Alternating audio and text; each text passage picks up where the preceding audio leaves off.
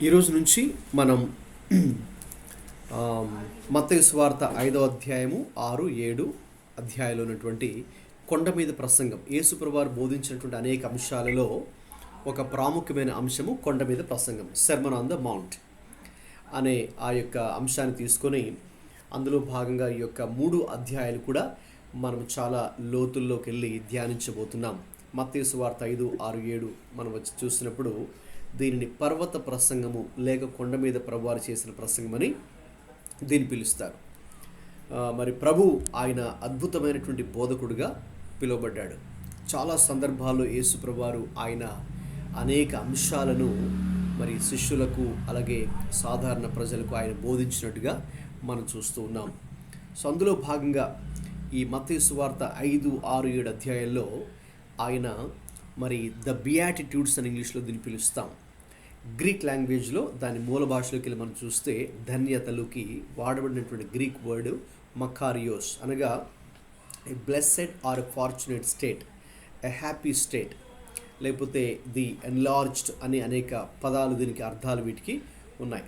అంటే ఇదేదో సాధారణంగా ఈ లోకంలో సంతోషంగా జీవించే ఒక వ్యక్తి కన్నా, లేక మనం చాలా సందర్భాలు వాళ్ళు చాలా గొప్పవారండి, మరి వాళ్ళు చాలా ఉన్నవారు గొప్పవారు అన్నట్టుగా చెప్తుంటాం కదండి.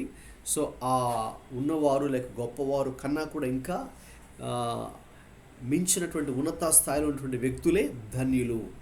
కాబట్టి బైబిల్లో ఈ మాటను మనం తరచుగా చూస్తాం. పాత నిబంధనలో కూడా మనం ఆ పదాన్ని చూస్తాం. ఉదాహరణకి మనము మొదటి కీర్తన చూసినప్పుడు అక్కడ కూడా ఇదే పదము వాడబడడం జరిగింది. సో ఎవరు ధన్యులో ప్రభు దృష్టిలో అక్కడ మనం చూసినప్పుడు మొదటి కీర్తన 2వ అధ్యాయం వచనంలో ఈ రీతిగా ఉంటుంది: యెహోవా ధర్మశాస్త్రమునందు ఆనందించుచు దివారాత్రము దానిని ధ్యానించువాడు ధన్యుడు అని మొదటి కీర్తన 2వ వచనంలో ఉంటుంది. కాబట్టి అదే మాట అక్కడ కూడా ఉపయోగించారు, ధన్యుడు లేక ధన్యత, ఎ బ్లెస్సెడ్ స్టేట్. సో అంటే ఎవరు ప్రభు దృష్టిలో గొప్పవారు. ఇప్పుడు మనము అధ్యయనం చేసుకుపోయి మత్తయి సువార్త 5, 6, 7 అధ్యాయులలో దేవుని రాజ్యంలో ప్రవేశించాలి అనుకున్నటువంటి వారికి ప్రభు కొన్ని అర్హతలు లేక యోగ్యతలు, క్వాలిఫికేషన్స్ అక్కడ చెబుతూ ఉన్నారు. ఓవరాల్గా మొత్తం ఈ మత్తయి సువార్త 5, 6, 7 అధ్యాయాల్లో దేవుని రాజ్యము, ద కింగ్డమ్ ఆఫ్ గాడ్ అనేది చాలా ప్రాముఖ్యమైనటువంటి అంశం. That is the kingdom of God is the main theme of this sermon on the mount. So ఇప్పుడు ఆ దేవుని రాజ్యం ఎలా ఉంటుంది, దేవుని రాజ్యంలో ప్రవేశించాలనుకున్నటువంటి వారు ఎలా ప్రవేశించగలరు, వారు ఎటువంటి అర్హతలు వారు కలిగి ఉండాలో, ఇవన్నీ కూడా ఆత్మీయమైనటువంటి అర్హతలు. ఈ లోక సంబంధమైన అర్హతలు కాదు, లేక విద్యాపరమైన అర్హతలు కాదు, లేక ఆర్థికపరమైనటువంటి అర్హతలు కాదు. ఇవి ఆత్మీయ అర్హతలుగా మనం భావించాలి. కాబట్టి ఈ యొక్క ధన్యతలు లేక ధన్యుడు, ధన్యత అనే పదము మనకు ముందుగా కూడా పాత నిబంధనలు కూడా వాడడం జరిగింది. క్రొత్త నిబంధనలు కూడా చాలా సందర్భాల్లో కూడా ఈ యొక్క మాటలను మరి ఉపయోగించడం జరిగింది. ఉదాహరణకు క్రొత్త నిబంధనలో ప్రకటన గ్రంథము 1వ అధ్యాయము 3వ వచనం ఎవరైనా చదువుతారండి? మైక్ ఆన్ చేసుకొని. రెవల్యూషన్ చాప్టర్ 1 verse 3, ప్రకటన గ్రంథము 1వ అధ్యాయం 3వ వచనం. ఎవరు ఫస్ట్ వర్స్ తీస్తే వాళ్ళు చదవచ్చండి, మైక్ ఆన్ చేసుకొని, so that we can save time. సమయం సమీపించినది కనుక ఈ ప్రవచన వాక్యములు చదువు వాడును, వాటిని విని అందులో వ్రాయబడిన సంగతులు గైకొన్న వారును ధన్యులు. చాలండి.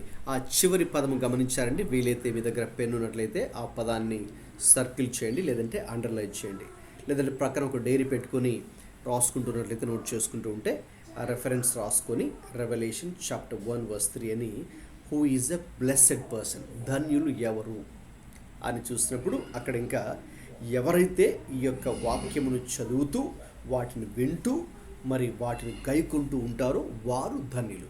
అది. సో కాబట్టి దేవుని దృష్టిలో ఎవరు ధన్యులు లేక గొప్పవారు లేక ఆత్మీయంగా ఉన్నత స్థితిలో ఉన్నటువంటి వారు. It's a spiritual state, it's a higher level of spiritual state. So that blessedness అనేది. కాబట్టి అది చాలా అద్భుతమైనటువంటి మాట అండి. ధన్యత లేక ధన్యులు అనే మాట మనకు బైబిల్లో చాలా సందర్భాల్లో అది ఉపయోగించడం జరిగింది. ఇప్పుడు ఇంకా మరి మనము మన టెక్స్ట్కి వద్దామండి. మత్తయి సువార్త 5వ అధ్యాయానికి వద్దాం. అందరు కూడా మీ బైబిల్స్ని అక్కడ ఓపెన్ చేసుకుని ఉంచుకోండి. సో అందులో భాగంగా as a part of the sermon on the mount, చూడండి సెర్మన్ ఆన్ ద మౌంట్ గురించి అంటే పర్వత ప్రసంగం గురించి ఒక దైవజనుడు, ఓకేనండి, ఒక దైవజనుడు జాన్ స్టార్ట్ అనే వ్యక్తి చెప్పినటువంటి మాట ఏంటి అంటే, స్లైడ్ మీద మీరు చూస్తున్నారు కదండి. సో స్లైడ్ మీద మీరు చూస్తున్నారు కదా, ఎవరైనా చదువుతారండి ఆ స్లైడ్ మీద ఉన్న ఒక కొటేషన్? మైక్ ఆన్ చేసుకుని చదవండి ఎవరైనా, The పర్వాలేదు. Sermon on the Mount is probably the best known part of the teaching of Jesus, though arguably it is the least understood and certainly it is the least obeyed. Right. So ఇప్పుడు మీకు screen పెద్దగా కనిపిస్తుంది కదండి slide? Yes. Right, good. So అది మీకు చాలా విజిబుల్గా ఉంటుంది. ఇప్పుడు పెద్దగా చేశాను. ఓకే. సో ఆ జాన్ స్టార్ట్ అనే దైవజనుడు ఈ పర్వత ప్రసంగం, కొండ మీద ప్రభు చేసిన ప్రసంగం గురించి ఇచ్చినటువంటి ఒక మంచి కొటేషన్ మాట ఏంటి అంటే, so the sermon on the mount is probably the best known part of the teaching of Jesus. యేసుక్రీస్తు ప్రభు వారు చేసినటువంటి బోధలలో కల్లా, అన్ని అంశాల్లో కల్లా కూడా ఇది చాలా ప్రఖ్యాతిగాంచినటువంటి అంశము, యేసయ్య కొండ మీద చేసిన ప్రసంగం. తర్వాత ఇదే కొండ మీద చేసిన ప్రసంగం ఏంటంటే, మరి చాలా తక్కువ మంది దీన్ని అర్థం చేసుకున్న అంశం కూడా ఇదే. అంటే ఒక విధంగా చాలా ప్రఖ్యాతిగాంచినటువంటి అంశం కూడా కొండ మీద ప్రసంగమే, సెర్మన్ ఆన్ ద మౌంట్. అలాగే చాలా తక్కువ మంది దీన్ని అర్థం చేసుకున్నారంటే, కరెక్ట్గా అర్థం చేసుకున్నవారు తక్కువ మందే, ఇంకా దీన్ని అనుసరించే వాళ్ళు ఇంకా తక్కువ మంది ఉన్నారు అని ఆయన చెబుతారు. సో కాబట్టి ఇది మనం సరిగ్గా అర్థం చేసుకోకపోతే అపార్థం చేసుకునే అవకాశాలు కూడా ఉన్నాయి. ఇంకా చెప్పాలంటే ఈ సెర్మన్ ఆన్ ద మౌంట్ అనేక మంది నాన్ క్రిస్టియన్స్, క్రైస్తవేతరులు కూడా చదివారండి. అందులో భాగంగా మనందరికీ తెలిసిన మన దేశపు జాతిపిత అని పిలువబడేటువంటి మహాత్మా గాంధీ, ఆయన చెప్పాలంటే యేసు ప్రభు అన్న, బైబిల్ అన్న చాలా ఇష్టం ఆయనకి. ఆయనే చెప్పారు తన మాటల్లోనే. తర్వాత ఆయన ఈ మా క్రొత్త నిబంధన చదువుతూ, మత్తయి సువార్త చదువుతూ, ముఖ్యంగా ఈ మత్తయి సువార్త 5, 6, 7 ఈ 3 chapters, sermon on the mount ఉంది కదండి, పర్వత ప్రసంగం, కొండ మీద ప్రసంగం, దీన్ని చదివి చాలా ప్రభావవంతుడై, ఇన్ఫ్లుయెన్స్ అయ్యి, ఆయన అహింస అనే సిద్ధాంతం, the principle or the doctrine of nonviolence కదండి, మనందరికీ తెలుసు. ఇండియా హిస్టరీ కనుక మీకు తెలిస్తే, మీరు చదివితే, లేక ఇండియా హిస్టరీ మీకు తెలిస్తే అర్థమవుతుంది. గాంధీ ఈ దేశానికి అహింస అనే సిద్ధాంతంతో మరి స్వాతంత్రాన్ని తీసుకుని వచ్చారు కదండి అప్పట్లో. సో ఇంకా 1947లో మనకు అప్పుడు స్వాతంత్రము, బ్రిటిష్ వాళ్ళ పరిపాలన నుంచి మనకు స్వాతంత్రాన్ని తీసుకుని రావడంలో గాంధీ చాలా ప్రముఖ పాత్ర పోషించారని చెప్పవచ్చు, మిగతా ఇతర నాయకులతో కలిసి. మరి అది ఎలాగా ఆయన తీసుకుని వచ్చారంటే, హింసతో కాకుండా అహింసతోనే మనం పోరాడదామని చెప్పారు. ఇప్పుడు ఆ అహింస అనే సిద్ధాంతం ఎక్కడి నుంచి ఆయన తీసుకున్నారంటే, బైబిల్లో నుంచి ఆ కాన్సెప్ట్ని ఆయన తీసుకున్నారు. మరి ముఖ్యంగా ఈ మత్తయి సువార్తలో ప్రభు మరి చెప్పినటువంటి ఆ మాటలు, ఉదాహరణకి మీరు మత్తయి సువార్త 5 వర్స్ 30 కనుక మీరు చదివితే, మాథ్యూ చాప్టర్ 5 వర్స్ 30, నేను మీతో చెప్పున్నదేమనగా, దుష్టుని ఎదిరింపక నిన్ను కుడి చెంప మీద కొట్టువాని వైపునకు ఎడమ చెంపను కూడా త్రిప్పుము అన్నప్పుడు, అది ఆధారం చేసుకుని, ఆయన ఆ వచనాన్ని ఆధారం చేసుకుని, ప్రభు ఎలాగైతే మనము ఇతరులను ప్రేమించేవారిగా ఉండాలని, ఇతరులు మనల్ని కొట్టినా తిరిగి మనము ప్రతీకారం తీర్చుకోకుండా ప్రేమనే తిరిగి చూపించాలని, మన శత్రువులను ప్రేమించాలని, అలాగే మన 43 నుంచి కూడా మీరు కింది చదివితే, మన శత్రువులను ద్వేషించకూడదని, శత్రువులను సైతము ప్రేమించాలని, శత్రువుల కొరకు ప్రార్థన కూడా చేయాలని ఏ మాటలైతే ప్రభు చెప్పారో, దాన్ని మహాత్మా గాంధీ ఒక మోడల్గా తీసుకొని ఆయన ఈ నాన్ వైలెన్స్ అనే ప్రిన్సిపల్ని తీసుకొని వచ్చి, అప్పుడు ఆ ఫ్రీడమ్ ఫైటింగ్లో ఈ అహింస అనే సిద్ధాంతాన్ని తీసుకొని మరి స్వాతంత్ర యొక్క పోరాటంలో పాల్గొన్నట్టుగా మనం చూస్తున్నాం. కాబట్టి ఈరోజు నుంచి మనం యేసయ్య యొక్క బోధనలు, ద టీచింగ్స్ ఆఫ్ క్రైస్ట్ని చూసుకోబోతున్నాం. కాబట్టి అందులో భాగంగా మరి ఒక్కొక్క అంశము మనం ధ్యానించుకోబోతున్నాం. కాబట్టి ఈ కొండ మీద చేసిన ప్రసంగము చాలా ప్రాముఖ్యమైనది. మరి ఒక్కొక్క విషయాన్ని కూడా మనం అందులో మరి మనము ధ్యానం చేద్దాం. మీరు స్లైడ్ మీద చూస్తున్నట్టుగా నేను ఏం చేస్తానంటే, ఈ మత్తయి సువార్త 5, 6, 7 అధ్యాయాలను సింపుల్గా 3 టైటిల్స్తో అక్కడ డివైడ్ చేయడం జరిగింది. రైట్. సో నెంబర్ 1, మత్తయి సువార్త 5, 1-16 వర్సెస్లో మనం చూసే అంశం ఏంటంటే establishing new standards. Right. So నూతనమైనటువంటి విశ్వాస ప్రమాణములను స్థిరపరచుట అనే అంశాన్ని మనం చూడొచ్చు. ఏంటి ఆ న్యూ స్టాండర్డ్స్ అంటే, ఇప్పుడు చూడండి, ఈ మత్తయి సువార్త 5, 6, 7 ఈ 3 అధ్యాయాల్లో కూడా ప్రాముఖ్యమైన అంశం ఏంటని చెప్పాను. దేవుని రాజ్యము, the kingdom of God is talking about Kingdom of God in general. So దేవుని రాజ్యము అంటే ఏంటి, దేవుని రాజ్యంలో ఎవరు ప్రవేశించగలరు, లేక దేవుని రాజ్యంలో ప్రవేశించడానికి మనకు ఎటువంటి అర్హతలు, క్వాలిఫికేషన్స్ మనం కలిగి ఉండాలి అనే అంశం గురించి ప్రభువారు మాట్లాడుతున్నారు. కాబట్టి it is exactly opposite of the kingdom of this world. ఇప్పుడు ఈ లోకానికి, దేవుని రాజ్యానికి, ఈ రాజ్యము అంటే మనం ఉన్నటువంటి యొక్క భూమి మీద, ఈ యొక్క ప్లానెట్ ఎర్త్ మీద మనం ఉన్నాం కాబట్టి ఇక్కడున్న రాజ్యం వేరు, దేవుని రాజ్యం వేరు. ఈ వరల్డ్లో మనం ఉన్నాం కాబట్టి ఈ వరల్డ్లీ స్టాండర్డ్స్ వేరు. లోకంలో ఉన్నటువంటి కట్టడలు, లోకంలో ఉన్నటువంటి మర్యాద, లోకంలో ఉన్నటువంటి కట్టడలు, విధులు, శాసనాలు, ప్రిన్సిపల్స్, స్టాండర్డ్స్, ఎథిక్స్ ఇవన్నీ కూడా different from the kingdom of God. దేవుని రాజ్యంలో, దేవుని రాజ్యానికి సంబంధించినటువంటి ఆలోచనలు వేరు. రైట్. సో చాలా విషయాలు ప్రభువారు అదే చెప్పారు. ఈ లోక సంబంధంగా మనము నడుచుకోకుండా దేవుని రాజ్య సంబంధంగా మనం నడుచుకోవాలి. ఈ లోక మర్యాద చొప్పున నడుచుకొనక అని మనకు రోమాపత్రిక 12:1 వ్రాయబడింది కదండి. కాబట్టి ఈ లోకానికంటూ, ఈ వరల్డ్ కంటూ కొన్ని స్టాండర్డ్స్ ఉన్నాయి. అయితే విశ్వాసులుగా మనం అనుసరించవలసింది ఏంటంటే ఈ లోకానికి సంబంధించిన స్టాండర్డ్స్ కాదండి, దేవుని రాజ్యానికి సంబంధించిన స్టాండర్డ్స్ మనం ఫాలో అవ్వాలి. Because we belong to the kingdom of God and he is our king and we are supposed to be following that standards of the kingdom of God. మనం దేవుని బిడ్డలుగా, విశ్వాసులుగా, లేక దేవుని సేవకులుగా మనం చేయవలసిన పని ఏమిటి అంటే, మనము ఆ రీతిగా దేవుని యొక్క రాజ్యంలో మనము భాగమై ఉన్నాం కాబట్టి, ఇక దేవుని రాజ్యంలో మనం ఫర్ ఎగ్జాంపుల్ మనము వీఆర్ పార్ట్ ఆఫ్ ఇండియా కదండి. మనం ఇండియాలో ఉన్నాం, భారతదేశంలో ఉన్నాం కాబట్టి భారతదేశపు రూల్స్, చట్టాలు మరి మనము ఫాలో అవ్వాల్సిందే. నేను ఫాలో అవ్వాలంటే కుదరదు కదండి. సో కాబట్టి దాన్ని ఒప్పుకోరు. సో అలాగే ఇంకా ఈ దేశానికి సంబంధించినటువంటి రూల్స్ అన్నీ కూడా మరి మనము ఫాలో అవ్వాలి. సో దాన్ని కూడా మనం ఫాలో అవ్వమంటే అది కూడా వాళ్ళు యాక్సెప్ట్ చేయరు. సో కాబట్టి అలాగే ఎలాగైతే మనం ఈ లోకంలో ఉండి ఈ లోకానికి సంబంధించినటువంటి రూల్స్ ఫాలో అవుతున్నామో, ఇప్పుడు మరి మనము దేవుని రాజ్యానికి సంబంధించిన వాళ్ళం కాబట్టి ఆ దేవుని రాజ్యపు కట్టడలు మరి మనం అనుసరించాల్సి ఉంటుంది. సో కాబట్టి మొదటి 16 వచనాల్లో మత్తయి సువార్త 5వ అధ్యాయంలో we see Jesus establishing the new standards. Yesu ప్రభువారు నూతనమైనటువంటి ప్రమాణములను, న్యూ స్టాండర్డ్స్ని మరి ఆయన మనకు ఎస్టాబ్లిష్ చేస్తూ ఉన్నారు. దాన్ని మరి మనము అనుసరించాలి. So we are going to see that in detail. తర్వాత సెకండ్ సెక్షన్ 17వ వచనం నుండి 48వ వచనం దాకా మత్తయి సువార్త 5లో మనం చూసే అంశం ఏంటి అంటే, we see Jesus emphasising scriptural foundations.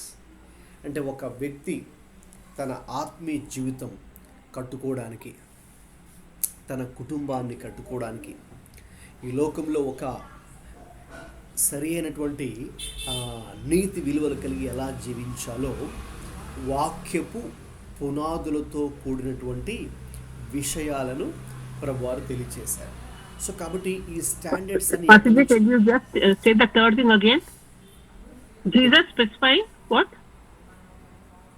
Scriptural foundations. Scriptural foundation. Okay, ya, scriptural foundation. అదే స్క్రీన్ మీద మీరు చూస్తున్నారు, పాయింట్ బి.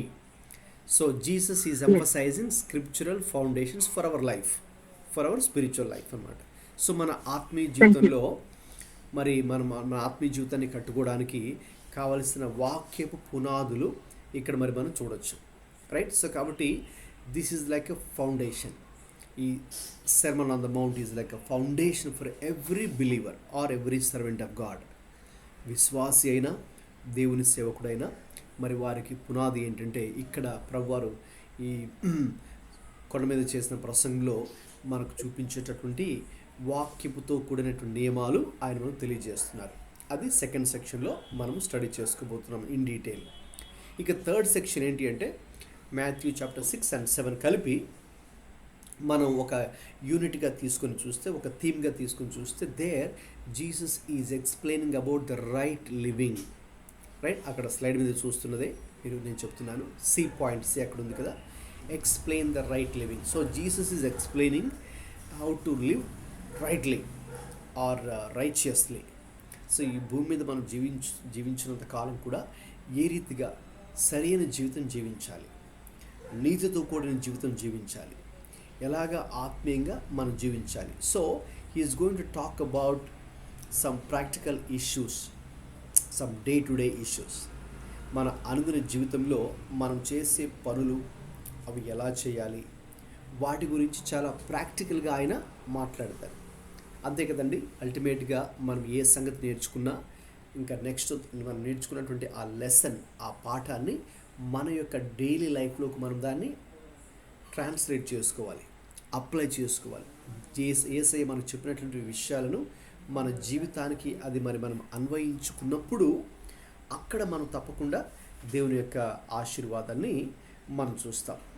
కాబట్టి గమనించండి, అది మన జీవితాల్లో చాలా చాలా ప్రాముఖ్యమైనటువంటి విషయం. సో ఈ 3 విషయాలు దృష్టిలో ఉంచుకోండి. ఈ మత్తయి సువార్త 5, 6, 7 యొక్క అవుట్లైన్ అది మనం ఇక్కడ చూస్తూ ఉన్నాం. రైట్. సో మొదటి 12 వచనాలు కూడా ఇప్పుడు మరి ఈరోజు ధ్యానం చేసుకుందామండి. వీటిని మీరు స్లైడ్ మీద చూస్తున్నట్టుగా we call it the beatitudes, ధన్యతలు. తెలుగులో ధన్యతలు అని వీటిని పిలవడం జరుగుతుంది. అంటే దేవుని రాజ్యంలో ఇంకొక టైటిల్ మీరు కనుక రాసుకోవాలనుకుంటే, దేవుని రాజ్యంలో ప్రవేశించాలనుకున్న వారికి ఉండవలసినటువంటి అర్హతలు లేక లక్షణాలు, the qualities or the qualifications for the people of God's kingdom అని కూడా మీరు ఒక చిన్న టైటిల్ లేక సబ్ టైటిల్ మీరు అక్కడ రాసుకోవచ్చు. As we meditate this scripture passage from Matthew 5:1-12.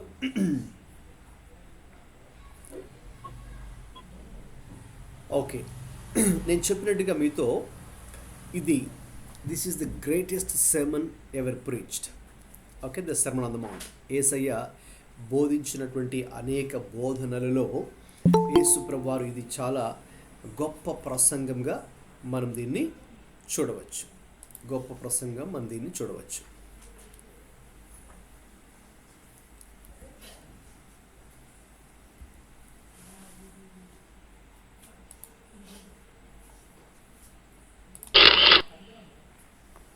దాని ఒకసారి అడ్మిట్ చేయాలి.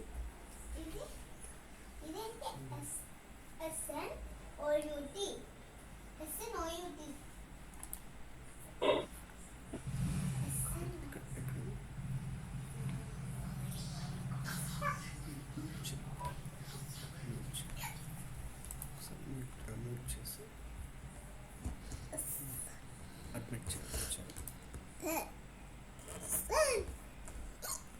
స్టాప్ చేసి చేయాలి.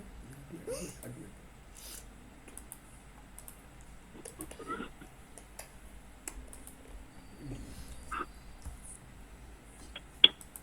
మళ్ళీ ఓకే, స్క్రీన్ కనిపిస్తుంది కదండి మీకు? ఓకే అండి, రైట్. సో కింగ్డమ్స్ యాటిట్యూడ్స్ అనేది ఇంకొక టైటిల్గా మనం దీన్ని చూసుకోవచ్చండి. అంటే దేవుని రాజ్యపు వైఖరులు. తెలుగులో చెప్పాలంటే దేవుని రాజ్యంలో మనం ఉండాలి అంటే మన వైఖరి ఎలా ఉండాలి, how should be our attitude in God's kingdom. ఇప్పుడు మనందరూ కూడా దేవుని రాజ్యంలో చేర్చబడ్డాం కదండి. We are all part of God's kingdom now. తర్వాత ఇది ప్రస్తుతం మనందరూ కూడా, అంటే ఈ భూమి మీద ఉన్నప్పుడు కూడా ఎవరైతే క్రీస్తుని అంగీకరించారో క్రీస్తు రాజ్యంలోకి మనం ఇప్పుడు ప్రవేశించాం. క్రీస్తు రాజ్యంలోకి ఇప్పుడు ప్రవేశించాం. So now we are part of God's kingdom. ఇక రాబోయే రోజులలో రైట్, సో యేసుక్రీస్తు ప్రభువారి యొక్క రాకడ జరిగిన తరువాత ఇక మరి తుది తీర్పు, అంతిమ తీర్పు, ఫైనల్ జడ్జిమెంట్ కూడా అంతా అయిపోయిన తర్వాత next we are going into God's kingdom in full fledged way. పూర్తి స్థాయిలో అప్పుడు దేవుని రాజ్యంలోకి మరి మనం ప్రవేశించబోతున్నాం. సో ఒక విధంగా చెప్పాలంటే యేసుక్రీస్తు ప్రభువారు భూమి మీదకి వచ్చి ఆయన దేవుని రాజ్యాన్ని స్థాపించారు, ప్రారంభించారు, ఇనాగ్రేట్ చేశారు. రిబ్బన్ కటింగ్ అంటాం కదా మనం ఏదైనా ఒక ప్లేస్ని ఇనాగ్రేట్ చేసేటప్పుడు. So Jesus he's come to this world and inaugurated God's kingdom. ఇప్పుడు ఎవరైతే యేసుక్రీస్తు ప్రభువును తమ సొంత రక్షకుడిగా అంగీకరిస్తూ ఉన్నారో వారందరూ కూడా యేసయ్య ప్రారంభించినటువంటి ఆ దేవుని రాజ్యంలోకి వాళ్ళు సభ్యులుగా చేరుతూ ఉన్నారు. సో దేవుని రాజ్యంలోకి వారు సభ్యులుగా చేరుతున్నారు కాబట్టి ఇక ఆ దేవుని రాజ్యంలో ఉన్నటువంటి ఆ ఆనందాన్ని కానీ, ఆ యొక్క ఆధిక్యతలను కానీ, ఆ అవకాశాలను కానీ వారు అనుభవిస్తూ ఉన్నారు. రైట్, ఇప్పుడు అంటే పూర్తి స్థాయిలో మనం ఇంకా దేవుని రాజ్యంలో చేర్చబడలేదు. అది ఇక యేసయ్య రాకడ తర్వాత, రెండవ రాకడ తర్వాత ఇక అంతిమ తీర్పు అవన్నీ కూడా ఒకటి తర్వాత ఒకటి అవన్నీ జరిగిన తర్వాత అప్పుడు ఇంకా పూర్తి స్థాయిలో ఫుల్ ఫ్లెడ్జ్డ్ వే మనం దేవుని రాజ్యంలో పాలుభాగస్తులుగా కాబోతున్నాం. రైట్, సో కాబట్టి ఇప్పుడు మనము క్రీస్తును అంగీకరించి విశ్వాసులుగా లేక దేవుని సేవకులుగా మనం ఉన్నాం కాబట్టి, సో ఈ క్రీస్తు రాజ్యంలో మనం పాలుభాగస్తులుగా ఉన్నాం కాబట్టి ఇప్పుడు మనం ఎటువంటి లక్షణాలు కలిగి ఉండాలో ఇక్కడ మనం చూడొచ్చు. రైట్, ఈ మత్తయి సువార్త 5వ అధ్యాయము మొదటి 12 వచనాలను మరి 2 భాగాలుగా మనము విభాగించవచ్చు. We can divide this beatitudes into 2 sections. So ఇక్కడ మనకు మొత్తం ఎన్ని ధన్యతలు ఉన్నాయండి? ఎవరైనా చెప్పగలరా? తెలిసిన వారు మైక్ ఆన్ చేసుకొని చెప్పండి. How many beatitudes are mentioned in Matthew 5? ఎన్ని ధన్యతలు ఉన్నాయండి? You've got 9. 8 actually 8. Actually 8th and 9th is the same, talking about same persecution. So 8 beatitudes are there. So 8 ధన్యతలు, అష్ట ధన్యతలు అని కూడా పిలుస్తారు. సో 8 ధన్యతలు. ఆ 8ని కూడా 8ని మనము 2 సెక్షన్స్గా డివైడ్ చేస్తే ద ఫస్ట్ 4 ఓకే ఒక category, then the second 4, the last 4 second కేటగిరీని పెట్టచ్చు. సో ద ఫస్ట్ 4 బియాటిట్యూడ్స్ని మనం చూస్తే it is about the preparation of our attitude and character toward God. దేవుని విషయంలో మన యొక్క వైఖరి, గుణము, attitude and the character, attitude and the character, వైఖరి అలా గుణం ఎలా ఉండాలో దానికి సంబంధించినటువంటి సిద్ధపాటు గురించి మనము మత్తయి సువార్త 5వ అధ్యాయంలో మొదటి 4 ధన్యతలు అంటే అప్ టు వర్స్ 6 వరకు ఉన్నాయి. అవి మనము చూడొచ్చు ఫస్ట్ పార్ట్లో. ఇంకా సెకండ్ పార్ట్ ఏంటి అంటే డాడీ ఇంకొక జాయిన్ అయ్యారు, ఇక్కడ చేయొచ్చు, ఇక్కడ చేయి, 1 minute అండి.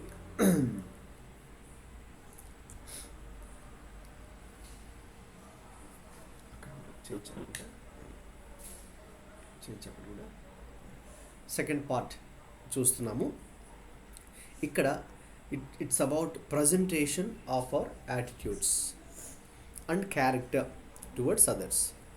సో ఎప్పుడైతే ఈ యొక్క మన యొక్క యాటిట్యూడ్ అండ్ క్యారెక్టర్ ఓకే ఆ విషయంలో మనం సిద్ధపడతామో, సిద్ధపడినటువంటి వ్యక్తి మాత్రమే రైట్ ఇతరులకు తన జీవితము ద్వారా, తన యొక్క గుణము ద్వారా, తన ప్రవర్తన ద్వారా, తన వైఖరి, ఆలోచన విధానం ద్వారా తనను తాను రైట్ ప్రభావవంతంగా జీవించగలరు యేసుక్రీస్తు ప్రభు కోసం. సో కాబట్టి both preparation and the presentation of our attitude and character అనేది మనం ఈ యొక్క ధన్యతల్లో మనం చూడొచ్చు. అంటే ఒక వ్యక్తి ఆత్మీయంగా తనను తాను ఎలా సిద్ధపరచుకోవాలి, అలాగే ఆత్మీయంగా ఎలాగ అతడు జీవించాలి. సింపుల్, అలా మీరు గుర్తుపెట్టుకుంటే ఈజీగా ఉంటుంది. ఈ 8 ధన్యతలు కూడా ఒక వ్యక్తి ఓకే మరి దేవుని రాజ్యంలో ఉన్నటువంటి ఒక వ్యక్తి, విశ్వాసి, క్రైస్తవుడు, క్రైస్తవురాలు ఓకే దేవుని సేవకుడు, దేవుని సేవకురాలు ఏ రీతిగా తనను తాను ఆత్మీయంగా ఓకే సిద్ధపడాలి, అలాగే ఇక మన యొక్క ఆత్మీయ జీవితాన్ని ఇతరుల మధ్య లేక ఈ ప్రపంచంలో మనం జీవిస్తున్నప్పుడు ఎలాగా దాన్ని అవలంబించాలి, ఇతరులకు మన యొక్క ఆత్మీయ జీవితం మరి చూసుకోవాలి, లేక మన ఆత్మీయ జీవితాన్ని కట్టుకోవాలో ఇక్కడ మనం చూడవచ్చు. రైట్, అందులో భాగంగా మన మొట్టమొదటి ధన్యతను చూద్దామండి. ఎవరైనా మీలో గ్రూప్లో ఉన్నవారు మైక్ ఆన్ చేసుకొని మత్తయి సువార్త 5వ అధ్యాయము 3వ వాక్యాన్ని చదవండి. ఆత్మ విషయమై దీనులైన వారు ధన్యులు, పరలోక రాజ్యము వారిది. చాలండి, థ్యాంక్ యూ. ఇది మొట్టమొదటి ధన్యత. This is the first beatitude. Blessed are the poor in spirit, for theirs is the kingdom of heaven. చూసారా, ఆ దేవుని రాజ్యము అనేది మీరు అవసరమైతే మీ బైబిల్లో కూడా అండర్లైన్ చేయండి, లేక సర్కిల్ చేయండి, లేక పక్కన ఒక నోట్బుక్ పెట్టి డైరీ లాంటిది పెట్టి రాసుకుంటున్న వారు కూడా అక్కడ కింగ్డమ్ ఆఫ్ హెవెన్ అనేది రాసుకోండి, పరలోక రాజ్యము. ఎందుకంటే యేసయ్య ఈ మత్తయి సువార్త 5, 6, 7 ఈ 3 అధ్యాయాల్లో ఆయన మాట్లాడుతున్నటువంటి ప్రాముఖ్యమైనటువంటి అంశం, the main subject of the sermon on the mount is about Kingdom of haven. అది మీరు మర్చిపోద్దు, దృష్టిలో పెట్టుకోండి. ఇక ఆ కింగ్డమ్ ఆఫ్ హెవెన్ని ఆయన మనకు అందించడానికే కదా ఈ భూమి మీదకి వచ్చారు.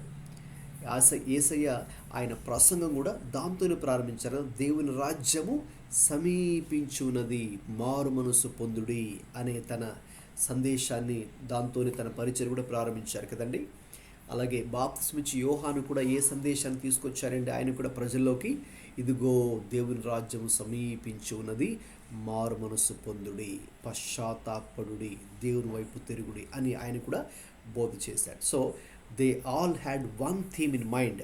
బాప్తిస్మిచ్చి యోహాను కానీ, అలాగే యేసుక్రీస్తు ప్రభు కానీ, ఇంకా ప్రభు తర్వాత ఆయన శిష్యులు కూడా అదే అంశాన్ని వాళ్ళు కూడా బోధించారు. They all spoke, preached and taught about the kingdom of heaven, దేవుని రాజ్యము. ఎందుకంటే విశ్వాసులుగా లేక దేవుని సేవకులుగా మన యొక్క గురి ఏంటి అంటే దేవుని రాజ్యము కదండి. మనం ఈ భూమి మీద జీవిస్తున్నాం, కానీ వాస్తవంగా మనం దేవుని రాజ్యమునకు చెందిన వారము, లేక దేవుని రాజ్యం కొరకు ఎదురు చూస్తున్నటువంటి వారు, నిరీక్షణతో దేవుని రాజ్యం కొరకు కనిపెట్టుకొని వచ్చున్నవారు. కాబట్టి ఇప్పుడు ఆ దేవుని రాజ్యంలో ఎటువంటి వాల్యూస్, ఎటువంటి విలువలు పాటిస్తారు, ఇక్కడ కూడా మనం అదే విలువలు పాటించాలి. దేవుని రాజ్యంలో తన ప్రజలు ఎలా ఉండాలి, నీతితో ఎలా జీవించాలి, లేక పరిశుద్ధతతో ఎలా జీవించాలి, లేక తగ్గింపు కలిగి ఎలా జీవించాలి అని దేవుడు కోరుకుంటాడు. ఇప్పుడు అవన్నీ ఈ ధన్యతల రూపంలో ప్రభు మనకు తెలియచేస్తున్నారండి. కాబట్టి ఇది చాలా ప్రాముఖ్యమైనటువంటి టాపిక్. సో మీరు దీన్ని మిస్ చేయకండి. ఒకవేళ మీరు దీన్ని మిస్ చేసిన తర్వాత రికార్డెడ్ సెషన్ కావాలని మీరు రిక్వెస్ట్ చేస్తే పంపిస్తాను. సో ఇది మీరు మొదటి నుంచి కూడా మళ్ళీ ఈ సిరీస్ని అన్నీ కూడా మీరు జాగ్రత్తగా వింటూ ఉండండి. రైట్, దేవుని పరలోక రాజ్యము ఎవరిది అని ఆలోచిస్తే ఇప్పుడు అందరికీ పరలోక రాజ్యం చేరాలని ఆశ ఉంటుంది కదండి. ప్రతి ఒక్కరికి ఆశ ఉంటుంది. అయితే ఎవరు అందులోకి ప్రవేశిస్తారు? అందరూ ప్రవేశించాలని దేవుడు ఆశిస్తూ ఉన్నా, కోరుకుంటూ ఉన్నా అందరూ ప్రవేశించారు కదా. ఎందుకంటే అందరూ కూడా దాన్ని ఆ ప్రకారంగా జీవించలేరు కదా. కాబట్టి ఎవరు ప్రవేశించగలరు? సో ఏ అర్హతలు ఉంటే, ఏ క్వాలిఫికేషన్ మనలో ఉంటే అప్పుడు మనము అందులోకి క్వాలిఫై అవుతాం. దేనికి క్వాలిఫై అవుతాం? దేవుని రాజ్యంలో ప్రవేశించడానికి. సో ఇందులో గమనించండి, ఈ 8 ధన్యతల్లో ప్రతి ధన్యతలో 2 పార్ట్స్ ఉంటాయి. ప్రతి ధన్యతలో 2 భాగాలు ఉంటాయి. మొదటిది ఒక లక్షణం గురించి ప్రభువారు మాట్లాడతారు. ఆ లక్షణం ఉంటే దాన్ని పొందుకుంటాం. ఈ లక్షణం కలిగి ఉంటే, లేక ఇలా జీవిస్తే ఇది మనము పొందుకుంటాం, లేక ఇది మనకు లభిస్తుంది, లేక ఈ ఆశీర్వాదం ఉంటుంది అని. సో కాబట్టి అలా కనుక మీరు చూస్తే మొదటి ధన్యత, ఆత్మ విషయమై దీనులైన వారు ధన్యులు అని చెప్పారు ప్రభు. సో మీరు ఆత్మ విషయమై దీనులుగా ఉంటే కలిగే లాభము, మేలు, ప్రయోజనము, ఆశీర్వాదం ఏంటి అంటే మీరు పరలోక రాజ్యాన్ని పొందుకుంటారు, పరలోక రాజ్యాన్ని స్వతంత్రం చేసుకుంటారు. You will be qualified to enter in to the kingdom of heaven when you are poor in spirit. ఆత్మ విషయమై మీరు దీనులుగా ఉన్నప్పుడు మాత్రమే. అందరూ ఎవరు పడితే వాళ్ళు దేవుని రాజ్యంలో ప్రవేశించారు కదా. ఆశ ఉండొచ్చేమో, అయితే ఆశకు అనుగుణంగా మనం జీవించినప్పుడే కదా ప్రభువారు కూడా తర్వాత అంటారు, ప్రభువా అని పిలిచే వాడు పరలోక రాజ్యానికి చేరడు, కానీ ప్రభు చిత్త ప్రకారం చేయువాడే పరలోక రాజ్యాన్ని స్వతంత్రించుకుంటాడు కదండి. ఇదే అధ్యాయంలో మనం తర్వాత చూద్దాం. కొండ మీద చేసిన ప్రసంగంలోనే ఆ మాట కూడా ప్రభువారు అన్నారు. సో కాబట్టి let's make it a point that we need to possess certain spiritual qualities or the qualifications in order to enter into kingdom of heaven. దేవుని రాజ్యంలో ప్రవేశించాలి అంటే అదేదో ఆషామాషిగా జరిగేది కాదు. అదేదో ఆటోమేటిక్గా మనం వెళ్ళిపోతాంలే, ఎలా ఉన్నా పర్వాలేదులే, ఎలా జీవించినా పర్వాలేదులే, ఇక ప్రభుని ఎందుకు విశ్వాసం ఉంచాము కదా అక్కడికి వెళ్ళిపోతాంలే అన్నట్టు చాలామంది నిర్లక్ష్య వైఖరితో, అశ్రద్ధతో ఈ రోజుల్లో చాలామంది విశ్వాసులు అలా జీవిస్తూ ఉన్నారు. అయితే అది సరైనది కాదు. ప్రతి ఒక్కరూ ప్రశ్నించుకోవాల్సింది ఏంటంటే, మరి నేను ఆత్మ విషయమైన దీనత్వము నాలో ఉన్నదా అని ప్రశ్న వేసుకోవాలి. సరే, ఇప్పుడు ఈ మొదటి ధన్యత గురించి కొంచెం డీటెయిల్స్లోకి మనం వెళ్దామండి. కొంచెం డీప్గా స్టడీ చేద్దాం. రైట్? సో ఏంటి ఆత్మ విషయమై దీనులైన వారు ధన్యులు? ఏంటి ఆత్మ విషయమై దీనత్వంగా ఉండటం ఏంటి? ఇంగ్లీష్లో అయితే మనకి ఇక్కడ blessed are the poor in spirit అని ఉంది కదండి. కాబట్టి ఏంటి పోర్ ఇన్ స్పిరిట్? పేదలు.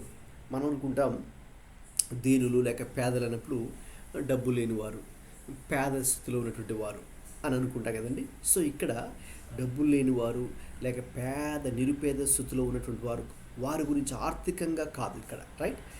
Not poor in the finances. Okay, but ఏంటి పోర్ ఇన్ స్పిరిట్? డబ్బుల్లో దీనులైన వారు, పేదలైన వారు కాదు. ఏ విషయమై? ఆత్మయందు, లేక ఆత్మ విషయమై అని మనకు తెలుగు బైబిల్లో ఫస్ట్ వర్డ్ అదే కదండి, ఆత్మ విషయమై దీనులైన వారు లేక దీనత్వం. సో ఆ దీనత్వము లేక పేదరికము దేనికి సంబంధించిందంటే అది మన ఆర్థిక స్థితికి, ఫైనాన్షియల్ సిచ్యువేషన్కి సంబంధించింది కాదు. అది మన ఆత్మీయ స్థితికి సంబంధించింది. కావలిస్తే ఒక లైన్ అక్కడ మీరు రాసుకోవచ్చు.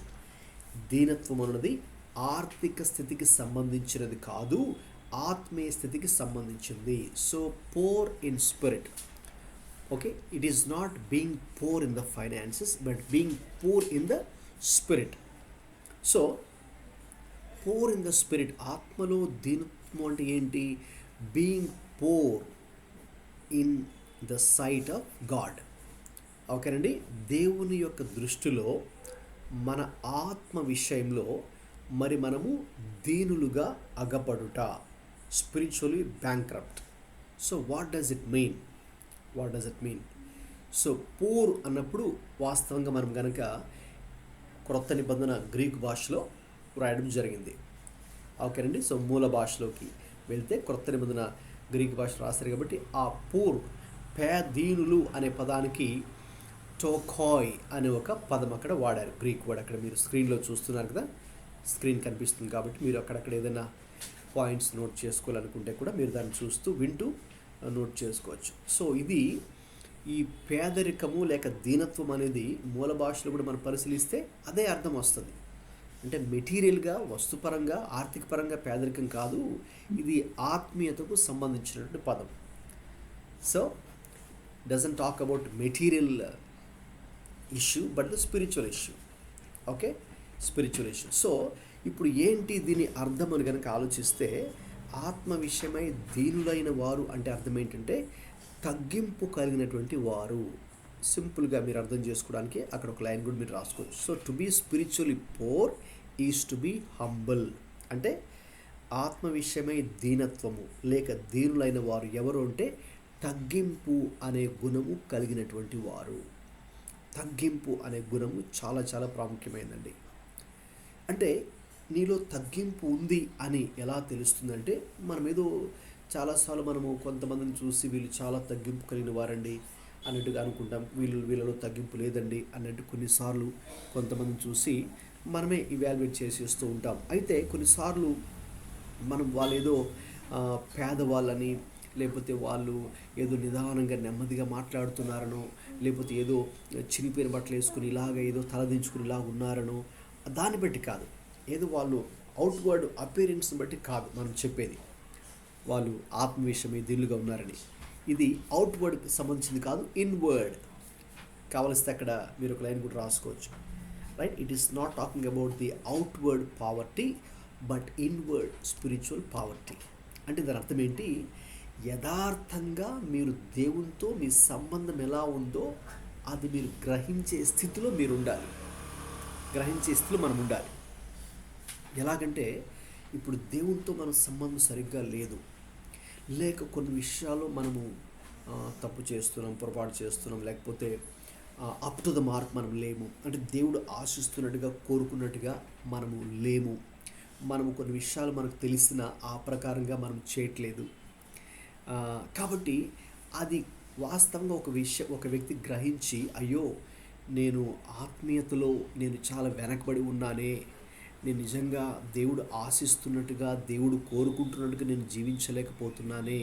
ఉదాహరణకు మరి దేవుడు తన వాక్యము ధ్యానించమని దేవుడు కోరుతున్నాడు, కానీ నేను సరిగ్గా దానికి సమయాన్ని కేటాయించలేకపోతున్నానే, ఏదో నా పనుల్లో నేను బిజీగా ఉంటూ మరి దేవునితో నా సమయాన్ని గడపలేకపోతున్నానే, ప్రార్థన నేను చేయలేకపోతున్నానే, పరిశుద్ధంగా అన్ని విషయాలు జీవించలేకపోతున్నానే, ప్రభువు కోరుకున్నట్టుగా ఇతరులకు సువార్త ప్రకటించలేకపోతున్నానే, లేక దేవుని విషయాల పట్ల నేను ఆసక్తి నాలో తగ్గిపోతూ ఉందే అని వాస్తవంగా మన ఆత్మ లోపల మన అంతరంగము ఏ రీతిగా దేవుని విషయాలు ఉందో ఆ యథార్థంగా ఆ విషయాలను గ్రహించాలి. చాలామంది అది గ్రహించరు. చాలామంది ఏమనుకుంటారంటే, నేను ఆత్మీయంగా చాలా బాగున్నాను, ఆత్మీయంగా చాలా ఉన్నత స్థితిలో ఉన్నాను, నేను వారిలాగా వీరిలాగా లేను, నేను చాలా గొప్పగానే ఉన్నాను అని అనుకుంటారు, ఒక భ్రమలో ఉంటారు. అయితే తప్పు. ఆ భ్రమలో నుంచి మనం బయటకు వచ్చి రియాలిటీకి మనం రావాలి. ఏదో డ్రీమ్ వరల్డ్లో నుంచి మనం ఉండకూడదు, డ్రీమ్ వరల్డ్లో నుంచి రియాలిటీలోకి మనం రావాలి. అర్థమవుతుంది కదండి.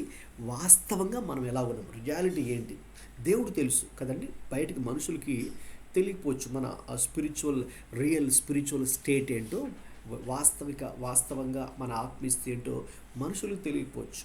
అయితే దేవుడికి తెలుసు కదా, ఇద్దరికి తెలుసు. దేవుడికి తెలుసు, మీకు తెలుసు కదండి. You know it and God knows and you know it also.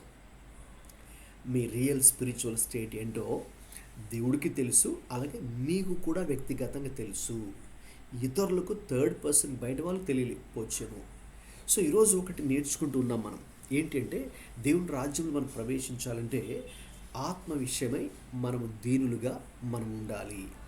Okay, అంటే యథార్థంగా మన హృదయ స్థితిని, మన ఆత్మీయ స్థితిని, దేవునితో మనం కలిగి ఉన్న సంబంధాన్ని వాస్తవంగా ఎలా ఉందో ఆ వాస్తవికతను గ్రహించేవారుగా మనం ఉండాలి. అందుకే దానికి ఏది అవసరమో తగ్గింపు అవసరం. రైట్, దీనత్వం అనే దాని గురించి చెప్తారు కదా, ఆ తగ్గింపు మనకు అవసరం. ఇప్పుడు మీకు ఇది అర్థం అవ్వాలి అంటే ఇప్పుడు మనం లూకాసు వార్త 18కి వద్దామండి.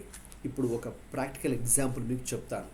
ఏంటి ఆత్మ విషయమై దీనులుగా ఉండాలి అంటే ఎలా అర్థం చేసుకోవాలో మరి అందరికీ అర్థమయ్యేటట్టు నేను ఇప్పుడు మీకు వివరిస్తాను. లూకాసు వార్త 18కి ఒకసారి రండి. 18.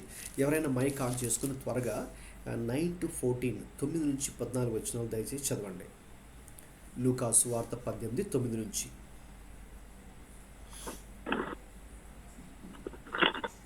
Luke 18, 9 to 14. లూకా 18, 9 నుంచి 14 వరకు అండి.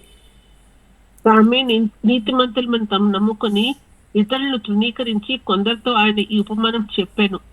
ప్రార్థన చేయుటకై ఇద్దరు మనుషులు దేవాలయంలోకి వెళ్ళిరి. వారిలో ఒకడు పరిసయుడు, ఒకడు సుంకరి. పరిసయుడు నిలబడి, దేవా, నేను చోరులను, అన్యాయస్తులను, వ్యభిచారులైన ఇతర మనుషుల వలనైనను ఈ సుంకరి వలనైనను ఉండనందుకు నీ కృతజ్ఞతాస్తుతులు చెల్లించున్నాను. వారమునకు 2 మార్లు ఉపవాసము చేయుచు నా సంపాదన అంతటిలో 10వ చెల్లించినంతలో తాను ప్రార్థించుచుండెను. అయితే సుంకరి దూరముగా నిలుచుండి ఆకాశం వైపు కనులెత్తుటకైనను ధైర్యము చాలక రొమ్ము కొట్టుకొనుచు, దేవా, పాపినైన నన్ను కరుణించమని పలికెను. అతని కంటే ఇతడు నీతిమంతుడిగా తీర్చబడి తన ఇంటికి వెళ్ళినని మీతో చెప్పుచున్నాను. తన్ను తాను హెచ్చించుకొని వాడు తగ్గింపబడిననియు, తను తాను తగ్గించుకొని వాడు హెచ్చింపబడిననియు చెప్పెను. రైట్, చాలండి, థ్యాంక్ యూ. గమనించండి, ఆత్మ విషయమై దీనత్వం ఏంటో ఇప్పుడు ప్రాక్టికల్గా ఈ యొక్క ఎగ్జాంపుల్ మరి మనం చూసి నేర్చుకోవచ్చు. What means to be poor in spirit. Right, we have a best example here. మీరు చూసారు ఇక్కడ ప్రభువే ఒక ఉదాహరణ చెప్తున్నారు. ఏం చెప్తున్నారు ఆయన? దేవాలయంలోకి ప్రార్థించడానికి 2 వ్యక్తులు వెళ్ళారంట. వెళ్తే ఎవరు ఇద్దరు? ఒకడు పరిసేయుడు, ఫారిసీ, ఇంకొకరు సుంకరి, ట్యాక్స్ కలెక్టర్. ఓకేనండి. ఇప్పుడు ఫారిసీ ఏమో పరిసేయుడు నిలబడి ఎలా ప్రార్థన చేస్తున్నాడండి, దేవా, ఓకేనా, నేను చోరులకును, అన్యాయస్తులను, వ్యభిచారులైన ఇతర మనుషుల వలెనైనను ఈ సుంకరి వలనైనను ఉండనందుకు నీకు కృతజ్ఞతాస్తులు చెల్లిస్తూ ఉన్నాను. వారానికి 2 మార్లు ఉపవాసం చేస్తూ ఉన్నాను. నా సంపాదన అంతటిలో 10 వంతు నీకు చెల్లిస్తున్నాను అని అతడు కొంచెం తన యొక్క స్వార్థముతో, లేకపోతే అతడు ఎలాగ ఉన్నాడో అతడు దానిని బట్టి, అతడు చేసే పనులను బట్టి గర్విస్తూ అతడు ప్రార్థన చేస్తూ ఉన్నాడు. తనను తాను ఇతరులతో పోల్చుకొని తన నీతిని గొప్పగా దేవుడి దగ్గర చెప్పుకుంటున్నాడు. నేను చూడండి ప్రభువా, వారిలాగా, ఈ వ్యక్తిలాగా, ఆయనలాగా, ఈయనలాగా నేను లేను, నేను చాలా నీతిగా ఉన్నాను అని అతడు ఒక స్వనీతిలో ఉన్నటువంటి ఒక వ్యక్తి. తను చేసే కార్యాలను చూసి నేను చాలా గొప్ప అనుకుంటున్నాడు. నేను చాలా ఆత్మీయపూర్ణ, ఐఎమ్ వెరీ స్పిరిచువల్ అన్నట్టుగా, ఐఎమ్ వెరీ సూపర్ స్పిరిచువల్ అన్నట్టుగా అతడు బిహేవ్ చేస్తూ ఉన్నాడు. Whereas he is not. Okay, ఎందుకంటే మనకు తర్వాత ప్రభు చెప్పిన మాటలు మనకు అర్థమవుతుంది. కాబట్టి అలాగ అతడు తనను తాను హెచ్చించుకుంటూ ఉన్నాడండి. అతిశయంతో మాట్లాడుతున్నాడు, గర్వంతో మాట్లాడుతున్నాడు. తన క్రియలను బట్టే నీతిమంతుడు దేవుడు అనుకుంటాడులే అని అనుకుంటూ ఉన్నాడు. కానీ అదే ఆ దేవాలయానికి ఇంకొక వ్యక్తి ప్రార్థించడానికి వెళ్ళాడు. ఎవరండి అతను? సుంకరి కదా, ట్యాక్స్ కలెక్టర్. సో ఆ సుంకరి ఎలా ప్రార్థిస్తున్నాడు? అతనైతే చూడండి 13లో ఉంటుంది, దూరముగా నిలుచుండి ఆకాశం వైపు కనులెత్తుటకై నన్ను ధైర్యం చాలక రొమ్ము కొట్టుకొనుచు దేవా పాపినైన నన్ను కరుణించుమని పలికెను. ఇంకంతేనండి.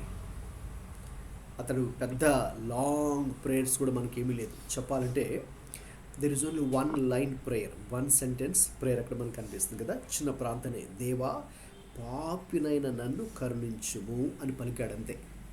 ఇప్పుడు చూడండి, ఇప్పుడు అందుకే అది 2 చెప్పిన తర్వాత వెంటనే ప్రభు ఏమన్నారు? అతనికంటే ఇతడు నీతిమంతుడిగా తీర్చబడి తన ఇంటికి వెళ్ళనని మీతో చెప్పుచున్నాను అని ప్రభువారు అన్నారు. ఎవరికంటే?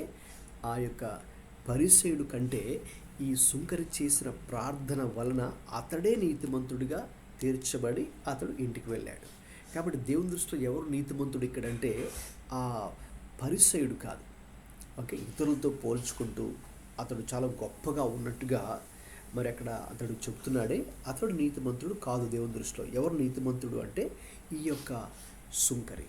సో ఈ సుంకరి ఏం చేశాడంటే తనను తాను తగ్గించుకున్నాడు. అక్కడే ప్రభువు చెప్పిన మాట కూడా అదే ఎగ్జాక్ట్. మీరు గమనిస్తే, తన్ను తాను హెచ్చించుకునివాడు తగ్గింపబడుననియు, తను తాను తగ్గించుకునివాడు హెచ్చించబడుననియు చెప్పుచున్నాను. ఇప్పుడు ఆ పరిసయుడు ఏం చేస్తున్నాడు? తనను తాను హెచ్చించుకుంటూ ఉన్నాడు. సుంకరి ఏం చేస్తున్నాడు? తనను తాను తగ్గించుకుంటూ ఉన్నాడు. ఇంకా పరిసయుడు ఏం చేశాడు చూస్తారండి? దేవా పాపినైన నన్ను. ఒకసారి అక్కడ ఆగండి. అతడు ఏం చేస్తున్నాడు? హీఈస్ అక్నాలెడ్జింగ్ హిజ్ సిన్ఫుల్నెస్, లేక రియల్ స్పిరిచువల్ స్టేట్. ఇంతకుముందు మీకు చెప్పానే, తగ్గింపు అంటే ఏంటంటే మనం ఏదో తలదించుకుని నడవడమో, లేకపోతే చినిపిన బట్టలు వేసుకొని లైక్ మనుషుల ముందు ఏదో నెమ్మదిగా ఉన్నట్టు నటించడమో, అది కాదు తగ్గింపు అంటే. తగ్గింపు అంటే ఏంటంటే, తగ్గింపు humility is not about our external appearance or external behaviour, but it's all about our inward attitude. So ఏంటి ఇన్వర్డ్ యాటిట్యూడ్ ఇక్కడంటే? మన అంతరంగమైనటువంటి వైఖరి ఏంటంటే, నేను దేవుని దృష్టిలో పాపిని అని అతడు he is acknowledging his real spiritual state. అంటే వాస్తవంగా తన ఆత్మీయ స్థితి ఎలా ఉందో ఉన్నది ఉన్నట్టుగా అతడు గుర్తిస్తూ ఇంకా దేవుడి దగ్గరికి వెళ్ళి మొరపెట్టడం, ప్రార్థన చేయడం, అది తగ్గింపు అంటే. అతడు తెలుసు, ప్రభువా నాలో ఆ అర్హత లేదు నాయన, నాలో నాకు ఆ యోగ్యత లేదు, నాలో చాలా బలహీనతలు ఉన్నాయి, నాలో చాలా లోపాలు ఉన్నాయి, నాలో చాలా పొరపాట్లు ఉన్నాయి. అంటే మీరు ఆశిస్తున్నట్టుగా నేను ఆ స్థాయిలో నేను జీవించలేకపోతూ ఉన్నాను. నా యొక్క ఆత్మీయత అంత ఉన్నత స్థాయిలో లేదు మీరు కోరుకున్నట్టుగా. నేనైతే పాపినే ప్రభువా. పాపిని అన్నప్పుడు చూడండి, పాపమునకు గ్రీక్ భాషలో వాడబడిన పదము హమార్షియా. హమార్షియా అంటే simply meaning missing the mark, missing the goal. అది అంటే గురి తప్పుట, అంతే పాపం అంటే. మనం పాపం అంటే ఏదో విగ్రహారాధన, వ్యభిచారము, పెద్ద పాపాలు అనుకుంటాం. కానీ వాస్తవంగా దేవుని దృష్టిలో పాపము అన్నది దానికి అర్థము ఏంటంటే గురి తప్పుట, missing the goal or missing the mark. అంటే ఏంటి? సింపుల్గా చెప్పాలంటే దేవుడు ఇది నీ నుంచి ఆశిస్తున్నాడు, నువ్వు అలా జీవించకపోతే అది మరి దేవుని దృష్టిలో పాపమే, right? God has certain expectations about your life. If you don't meet those expectations, you are committing a sin in the sight of the lord.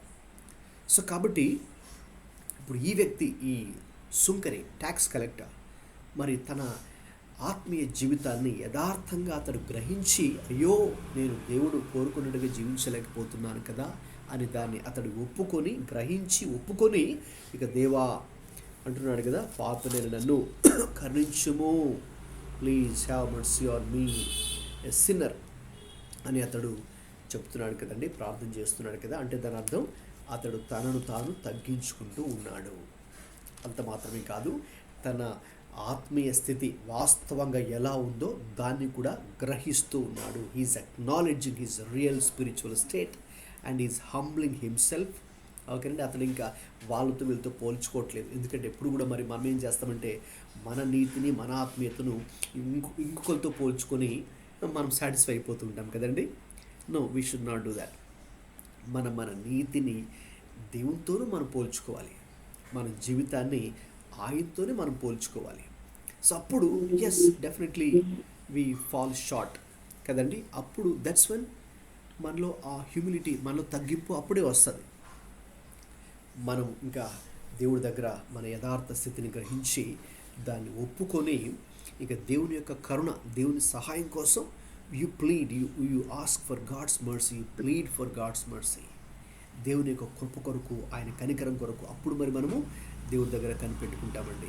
కాబట్టి అందుకే ప్రభువారు ఈ మంచి ఉదాహరణ చెప్పారు. కాబట్టి ఈ ఎగ్జాంపుల్ లూకా 18లో చదువుకునే ఎగ్జాంపుల్ మనకు ఎగ్జాక్ట్లీ దీనికి సూటబుల్ అవుతుంది అనమాట. ఆత్మ విషయమై దీనత్వము, ఆత్మ విషయమై దీనులుగా ఉండుట. ఓకేనండి. సో కాబట్టి ఎవరైతే, అక్కడ మీరు స్లైడ్ మీద చూస్తున్నారు కదండి, those who are truly sorry for their sins, that will be given the opportunity to enter the kingdom of heaven. అంటే తమ పాపాల విషయమై ఎవరైతే నిజంగా దాన్ని గ్రహించి, గుర్తించి, పశ్చాత్తాపడి దేవుడి సహాయాన్ని అడుగుతారో అటువంటి వారిదే దేవుని యొక్క రాజ్యము. కాబట్టి మనల్ని మనకి యథార్థ స్థితిని గ్రహించాలి, ఆత్మీయ స్థితిని గ్రహించాలి. తద్వారా ఆ విషయమై పశ్చాత్తాపడి ఇక దేవుడు గొప్పవాడిని గ్రహించి మనం ఏం చేయాలంటే, ఇక మనల్ని మనం తగ్గించుకొని దేవుని సహాయాన్ని అడగాలి. అంటే మన వైఖరి, మన యాటిట్యూడ్ అలా ఉండాలి. అప్పుడు మాత్రమే మనకు దేవుని యొక్క రాజ్యము లభిస్తుంది.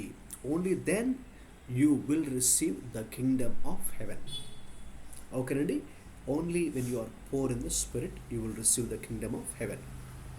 అప్పుడు మాత్రమే మన దేవుని యొక్క రాజ్యాన్ని స్వతంత్రించుకుంటాం. కాబట్టి ఇది మన తగ్గింపుకి సంబంధించినటువంటి విషయం. మంచిది. మరి ఎవరికైనా ఈ విషయంలో ఏదైనా డౌట్ కానీ ఇంకా క్లారిఫికేషన్ కావాలి అంటే మీరు ఇప్పుడే మైక్ ఆన్ చేసుకుని అడగండి. అంటే దీని గురించిన ప్రశ్న ఇంకేదైనా ఉంటే, ఆత్మ విషయమై దీనులైన వారు ధన్యులు, పరలోక రాజ్యం వారిది. రైట్, మీ అందరికీ అర్థమైంది అనుకుంటున్నాను. ఒకవేళ అర్థం కాకపోతే దయచేసి ఇప్పుడే మైక్ ఆన్ చేసి అడగండి, నేను ఇంకొకసారి క్లారిఫై చేస్తాను. లేదు మీకు ఇంకా ఏదైనా ఒక డౌట్ వచ్చి ఉంటే నేను చెప్తున్నప్పుడు దీని గురించి అది కూడా అడగండి. లేదు ఇది విన్నప్పుడు మీరు ఏం గ్రహించారో, what you have understood now, you can share with us. ఇప్పుడే మైక్ ఆన్ చేసుకొని ఈ పర్టికులర్ పాయింట్, మిగతా విషయాలు కాదండి, ఓన్లీ బియాటిట్యూడ్స్లో ఫస్ట్ది, మొదటి ధన్యత, ఆత్మ విషయమై దీనులైన వారు ధన్యులు, పరలోక రాజ్యం వారు. ఒకవేళ ఇప్పటిదాకా మీరు ఎలా అనుకున్నారో అదైనా పంచుకోవచ్చు. ఇప్పుడు రియల్గా మీరు ఈ టీచింగ్ వింటున్నారు కదా, ఇప్పుడు మీరు దీన్ని ఎలా అర్థం చేసుకున్నారో చెప్పండి. Anybody please share what think about this first beatitude. What did you learn so far? I've learned that God expects humility in my spirit. Yes. To be able to humble myself like the way He did, Yes. never retaliating, and only then can I have that attitude of His, which will give me the joy of entering His kingdom. Yes, yes. అవునండి, మీరు చెప్పినట్టుగా sister పంచుకున్నట్టుగా దేవుడు మనందరి నుంచి అటువంటి తగ్గింపును దేవుడు మనందరి నుంచి ఆశిస్తూ ఉన్నారు, ఎదురు చూస్తున్నారు. ఎందుకంటే ఆ తగ్గింపు అనేది ఆయన లక్షణం కదండి. మంచి మాట మీరు చెప్పారు.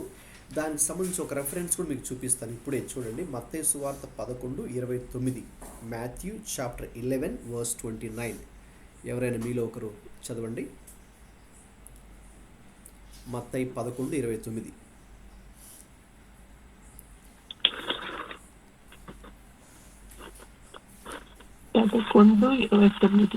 మాథ్యూ 11:29.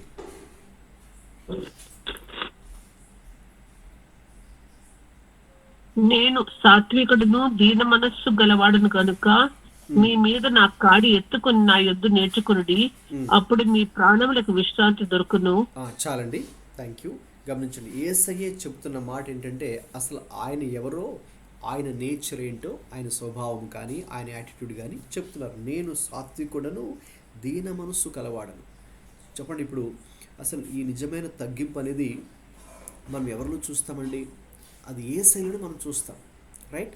సో ఇప్పుడు ఈ అర్హతలు మీరు కలిగి ఉండాలి, అప్పుడే దేవుని రాజ్యంలో ప్రవేశిస్తారు అని యేసయ్య చెప్తున్నారంటే ఇది అసలు ఆయనే తన జీవితంలో ఆ లక్షణాన్ని కలిగి, రైట్, మనకు ఒక ఎగ్జాంపుల్ చూపిస్తూ మనకిప్పుడు ఆయన టీచింగ్ చేస్తూ ఉన్నారు.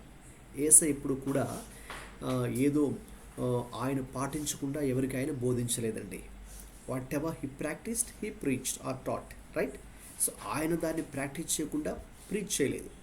సో కాబట్టి ఆయన ప్రీచ్ చేసిందే ప్రాక్టీస్ చేశారు, ప్రాక్టీస్ చేసిందే ప్రీచ్ చేశారు కదండి. సో సేమ్ వే ఇప్పుడు మనము ఈ యొక్క హంబల్నెస్ గురించి, హ్యూమిలిటీ గురించి మాట్లాడుకుంటున్నాం కాబట్టి ఇప్పుడు అసలు ఆయనే అటువంటి తగ్గింపు కలిగినటువంటి ప్రభు. ఆయనలోనే you see this quality or the characteristic in Christ himself. So అది చాలా అద్భుతమైనటువంటి మాట అండి. కాబట్టి మనము ఒకటి నేర్చుకుందాం, ప్రభువే ఆయనే తగ్గింపు కలిగిన దేవుడు. కాబట్టి మనము కూడా మన ఆత్మీయ జీవితంలో తగ్గింపుని అలవర్చుకుందాం. Let's become more and more humble. Let's always acknowledge our true spiritual state, who we are on the inward level. మన అంతరంగంలో మనం ఏమై ఉన్నాం, మన ఆత్మీయ స్థితి వాస్తవంగా ఎలా ఉంది, దేవుడితో మన సంబంధం ఎలా ఉంది, లేక దేవుడు మన గురించి ఎలా ఆలోచిస్తున్నారు. టైం టు టైం, ఎప్పటికప్పుడు మనం దాన్ని పరీక్షించుకుంటూ, ఇవాల్యుయేట్ చేసుకుంటూ, in the light of God's word and also in the light of what the spirit of God prompts to all of us every time and again, and we need to become more and more humble, right? ఆ సుంకరి tax collector ఎలాగైతే తనను తగ్గించుకొని తన యొక్క ఆత్మీయ స్థితిని గ్రహించిన వాడై దేవుడి దగ్గర పశ్చాత్తాప హృదయంతో, దట్స్ వెరీ ఇంపార్టెంట్ అండి. I just would like to mention one point here. In Christian life you need to live with an attitude of daily repentance. ప్రతిరోజు మనము పశ్చాత్తాప హృదయం కలిగిన వారుగా మనం జీవించాలి, right? Many Christians miss that point. Many what they think is, చాలామంది ఏమనుకుంటారంటే ఏదో మనం మొట్టమొదట మన పాపాలను ఒప్పుకొని క్రీస్తుని మన జీవితంలోకి ఆహ్వానించేటప్పుడు అప్పుడు పశ్చాత్తాపడి మన పాపాలను ఒప్పుకొని ఇంకా ఆహ్వానించేస్తాము, ఇంకా చాలు, ఇంకా లైఫ్లో ఇంకన్నిటికీ మరి ఇంకా దేనికి మనం పశ్చాత్తాపడాల్సిన అవసరమే లేదు అన్నట్టుగా వాళ్ళు జీవిస్తూ ఉంటారు.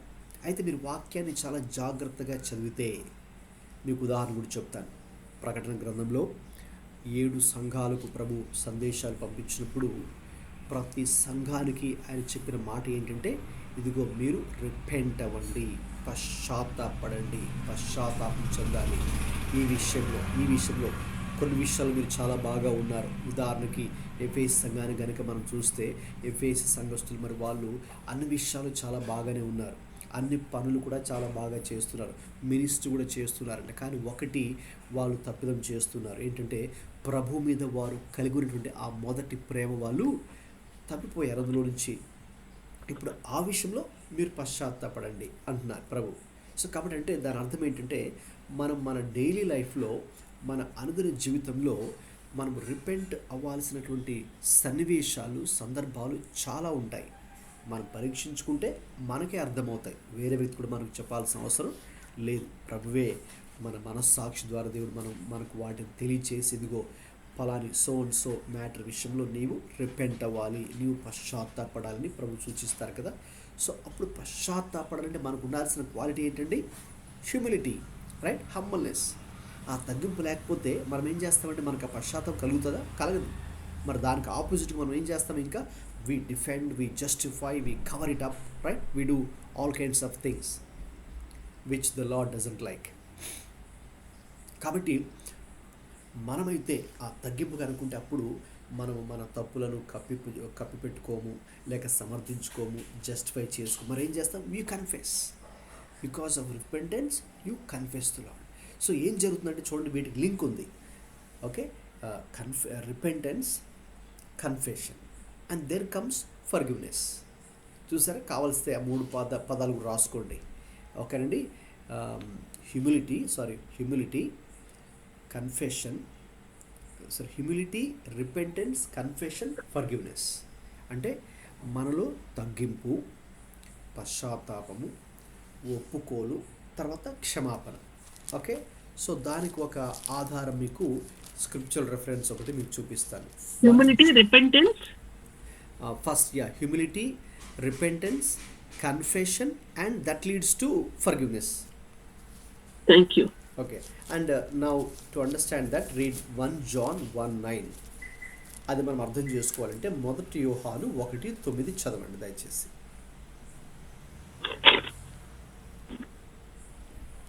1 యోహాను 1:9 అండి. 1 John 1:9. 1 John. దాన్ని 1 యోహాను 1:9 అండి. ఎవరు మొదట తీస్తే వాళ్ళు చదవచ్చు. మైక్ ఆన్ చేసుకొని త్వరగా మనం టైం సేవ్ చేయొచ్చు.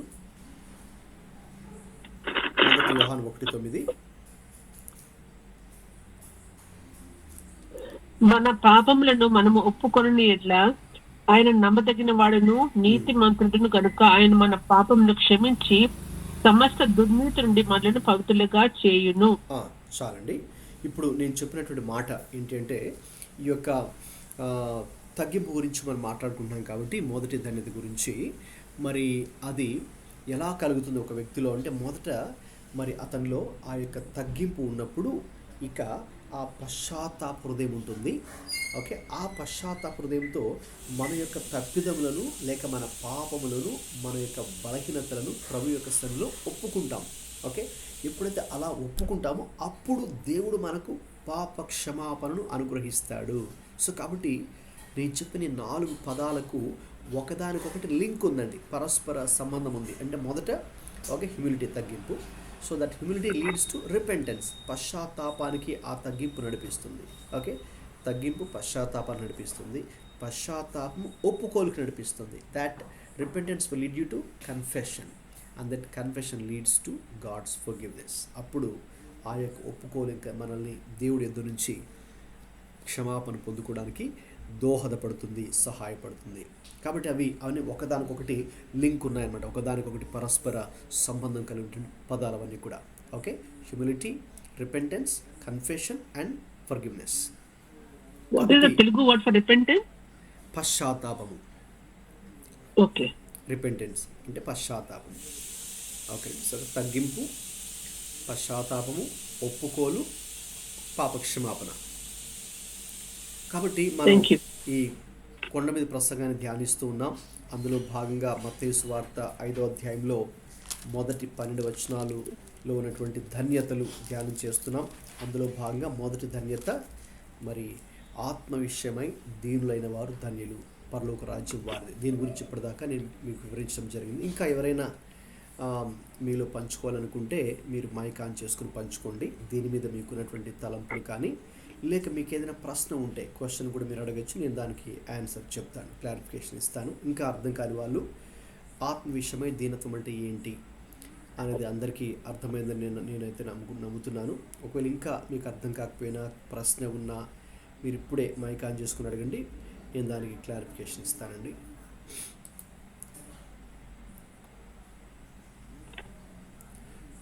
మత్తయి సువార్త 18 2-4 కూడా మనం చదివితే సేమ్ ఈ మాటకు సంబంధించిందే. ఆత్మ విషయమై దీనులుగా ఉండుట అన్నప్పుడు ప్రభువారు మనకు తెలుసు కదా, చిన్నపిల్లలను ఒకసారి చూపించి, ఇదిగో మీరందరూ కూడా ఇలాంటి చిన్నపిల్లల మనస్సు కలవారుగా లేకపోతే మీరు దేవుని యొక్క రాజ్యంలో ప్రవేశించలేరు. Right? So like a child like heart, not the childish heart but child like heart. అంటే చిన్నపిల్లల మనస్తత్వమును కలిగి ఉండుట అంటే వాళ్ళు కూడా ఎలాగ ఎటువంటి కల్మషము లోపల ఏది పెట్టుకోకుండా చాలా ఓపెన్గా వాళ్ళు ఉంటారో, లేక యథార్థంగా వాళ్ళ ఫీలింగ్స్ ఎలాగైతే ఉంటే అలా అలా పంచుకుంటారు కదండి. వాళ్ళు ఏం అబద్ధం ఏమీ చెప్పరు కదండి. వాళ్ళ లోపల ఫీలింగ్స్ ఎలా ఉన్నాయో యాజ్ టీజ్గా చెప్పేస్తుంటారు బయట. సో కాబట్టి ఈ ఆత్మ విషయమై దీనత్వం కూడా అదే మీకు ఇంతకుముందు చెప్పాను. Acknowledging the reality of our spiritual state. మన ఆత్మీయ స్థితి ఎలాగైతే ఉందో ఉన్నది ఉన్నట్టుగా దాన్ని మనం గ్రహించి గుర్తించి ప్రభు దగ్గర ఒప్పుకోవడం. రైట్? సో అలా కాకపోతే మళ్ళీ వేషధారణ అయిపోద్ది. అలా కాకపోతే లోపల ఒకటి బయట ఒకటి అన్నట్టుగా మళ్ళీ అది వేషధారణ కిందకు వస్తుంది. అది ప్రభు దాన్ని అంగీకరించడు. కాబట్టి చిన్నపిల్లలు కూడా మనకి ఈ విషయంలో ఒక మాదిరిగా మనం ఉన్నారు. ఆత్మ విషయమై ఎలాగ దీనులుగా ఉండాలంటే వాస్తవంగా మన యొక్క హృదయ స్థితిని గుర్తించి ఆ ప్రకారంగా చేయడం. రైట్? ఓకే, ఎవరికైనా ఇంకేమైనా క్వశ్చన్స్ ఉంటే కూడా అడగచ్చండి. మొదటి ధన్యత గురించి, లేదంటే మనము రెండవ ధన్యతలోకి వెళ్దాం. మీకు ఏదైనా ఉంటే చాట్ బాక్స్లో కూడా మీరు టైప్ చేసుకుని టెక్స్ట్ లాగా కూడా పంపించవచ్చండి. మీకు ఏమైనా క్వశ్చన్ ఉంటే ఆ మొదటి ధన్యత మీద. రెండో ధన్యతని చదువుకుందాం. చదవండి ఎవరైనా దయచేసి. మత్తయి సువార్త 5:4 మాథ్యూ చాప్టర్ 5:4. దుఃఖపడవారు ధనిలు ఓదార్చబడుదురు. చాలండి. Blessed are those who mourn for they will be comforted. మత్తయి సువార్త 5:4 ఇప్పుడు చదువుకున్నాం. ఇప్పుడు దాన్ని నేను వివరిస్తుండగా మీరు దాన్ని జాగ్రత్తగా వినండి. అక్కడక్కడ ఏదైనా మీరు నోట్స్ లాగా రాసుకోవాలని కూడా రాసుకోవచ్చు. స్లైడ్ కూడా మీరు చూస్తున్నారు కాబట్టి మ్యాక్సిమం ఎక్స్ప్లెనేషన్ అంతా స్లైడ్ మీద కూడా ఉంటుంది. ఇప్పుడు గమనించండి, ఈ దుఃఖపడువారు అంటే నేను చెప్పాను ప్రతి ధన్యతలు కూడా 2 భాగాలు ఉంటాయండి. మొదట ఆ లక్షణం, ఆ quality or the characteristic you see, and the second part the blessing if you have that particular quality. Okay, మీరు ఈ లక్షణాన్ని కలిగి ఉంటే ఆశీర్వాదం ఏంటి, మేలు ప్రయోజనము ఏంటి అనేది రెండవ పార్ట్లో మీకు కనిపిస్తుంది. సో ఇందులో ఫస్ట్ పార్ట్ ఏంటంటే రెండవ ధన్యతలో దుఃఖపడువారు. సో వారు ధన్యులు. ఓకే, సో వారు పొందుకునే ఆశీర్వాదం ఏంటి, వారు ఓదార్చబడుదురు. గమనించండి, ఇప్పుడు దుఃఖపడువారు ధన్యులు అంటే ఇది దుఃఖము అంటే చాలామంది దుఃఖిస్తారు కదండి. సో దుఃఖము 2 విధాలుగా ఉంటుందండి, జాగ్రత్తగా ఆలకించండి. దుఃఖము 2 రకాలు. ఒకటి ఈ లోక సంబంధమైన వాటి కొరకు కలిగే దుఃఖం. రెండవది ఆత్మీయ దుఃఖం లేక ఆత్మ సంబంధమైన విషయాల పట్ల కలిగేటటువంటి దుఃఖం. మొదటి దుఃఖం మనందరికీ తెలుసు. ఇప్పుడు చాలామంది అటు విజయవాడ వైపు కానీ ఖమ్మం వైపు కానీ ఈ వరద బీభత్సం ద్వారా కదండి, మరి ఇళ్ళలోకి నీళ్ళు వచ్చేసి వాళ్ళ వస్తువులు అన్నీ కూడా మరి పాడైపోయాయి. వాళ్ళకి ఆహారం లేక, మరి నిద్ర లేక, మరి కరెంటు పోయి చాలా ఇబ్బందులు వాళ్ళు ఎదుర్కొంటూ ఉన్నారు, మనందరికీ తెలుసు కదా. సో కాబట్టి ఇప్పుడు చాలామందిని మీరు వెళ్ళి అడిగితే వాళ్ళు ఏడుస్తారు, బాధపడతారు. అయ్యో ఇలాగ ఉండదండి, మా పరిస్థితి అంతా మరి కొట్టుకుపోయాయండి, లేకపోతే అన్నీ కూడా పోయాయండి అని వాళ్ళు బాధపడతారు. సో ఆ బాధ ఎందుకు కలుగుతుంది? లోక సంబంధమైన వాటి పట్ల కలిగేటటువంటి బాధ, దుఃఖం. అయ్యో మా ఇల్లు మునిగిపోయింది, లేకపోతే మా వస్తువులను కూడా పోయాయి, నాకు నష్టం జరిగింది, మా ఆస్తి నష్టం జరిగింది, లేకపోతే మా వాళ్ళు చనిపోయారు. సో ఈ దుఃఖం, అది కూడా దుఃఖమే. కానీ ఏ దుఃఖం? అది లోక సంబంధమైన విషయాల పట్ల కలిగేటటువంటి దుఃఖం. అయితే ఇప్పుడు ప్రభువారు దాని గురించి ఇక్కడ చెప్పట్లేదు. రైట్? సో మనం దాన్ని క్లారిటీగా తెలుసుకుందాం. ప్రభు ఇక్కడ ఏ దుఃఖం గురించి మాట్లాడుతున్నారంటే లోక సంబంధమైనటువంటి విషయాల పట్ల మనకు కలిగినటువంటి నష్టమో, లేకపోతే బాధనో, లేకపోతే ఎవరైనా కోల్పోవడమో, ఏదైనా వస్తువులు పోగొట్టుకోవడమో, దాని ద్వారా వచ్చే బాధ, దాని గురించి కాదు ప్రభువారు ఇక్కడ మాట్లాడేది. ఓకేనండి.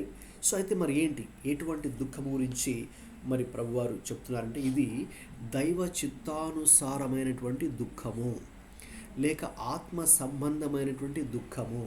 Right? It's a morning, it's a spiritual morning. ఓకేనండి.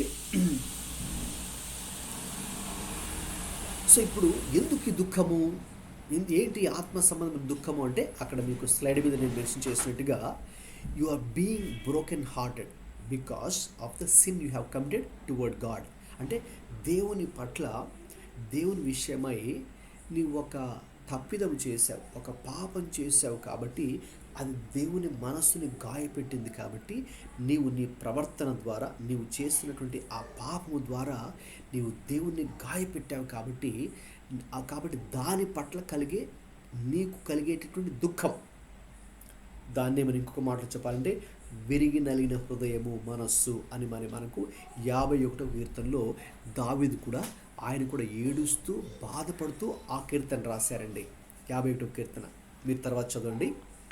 అక్కడ ఆయన కూడా ఏడుస్తూ పశ్చాత్తాపంతో, ఆయన కూడా దుఃఖంతో ఆ కీర్తన రాశారు. ఆయన దుఃఖపడుతున్నాడంటే ఎగ్జాక్ట్లీ దీని గురించి. అది ఆత్మ సంబంధమైనటువంటి దుఃఖం. అంటే అయ్యో నేను పాపము చేయుట ద్వారా, రైట్, ఆయన అక్కడ మరి బత్షెబతో పాపము చేయుట ద్వారా మరి అతడు ఏం చేశాడంటే దేవుని యొక్క హృదయాన్ని గాయపెట్టాడు. అది ఈయన గ్రహించి, ఫస్ట్లో దాన్ని గ్రహించలేదు, తర్వాత నాతాను ప్రవక్త వచ్చి అతను గద్దించిన తర్వాత తన తప్పిదాన్ని, తన పాపాన్ని గ్రహించి అప్పుడు పశ్చాత్తాపడి దుఃఖంతో మరి ఆ కీర్తన రాస్తాడు, 51వ కీర్తన, రైట్. సో అది అతనికి కలిగిన దుఃఖం ఏంటి? లోక సంబంధమైన విషయాల పట్ల కలిగిన దుఃఖం కాదు, అది ఆత్మ సంబంధమైన దుఃఖం. అంటే ఆత్మ విషయాల పట్ల అతనికి కలిగిన దుఃఖం.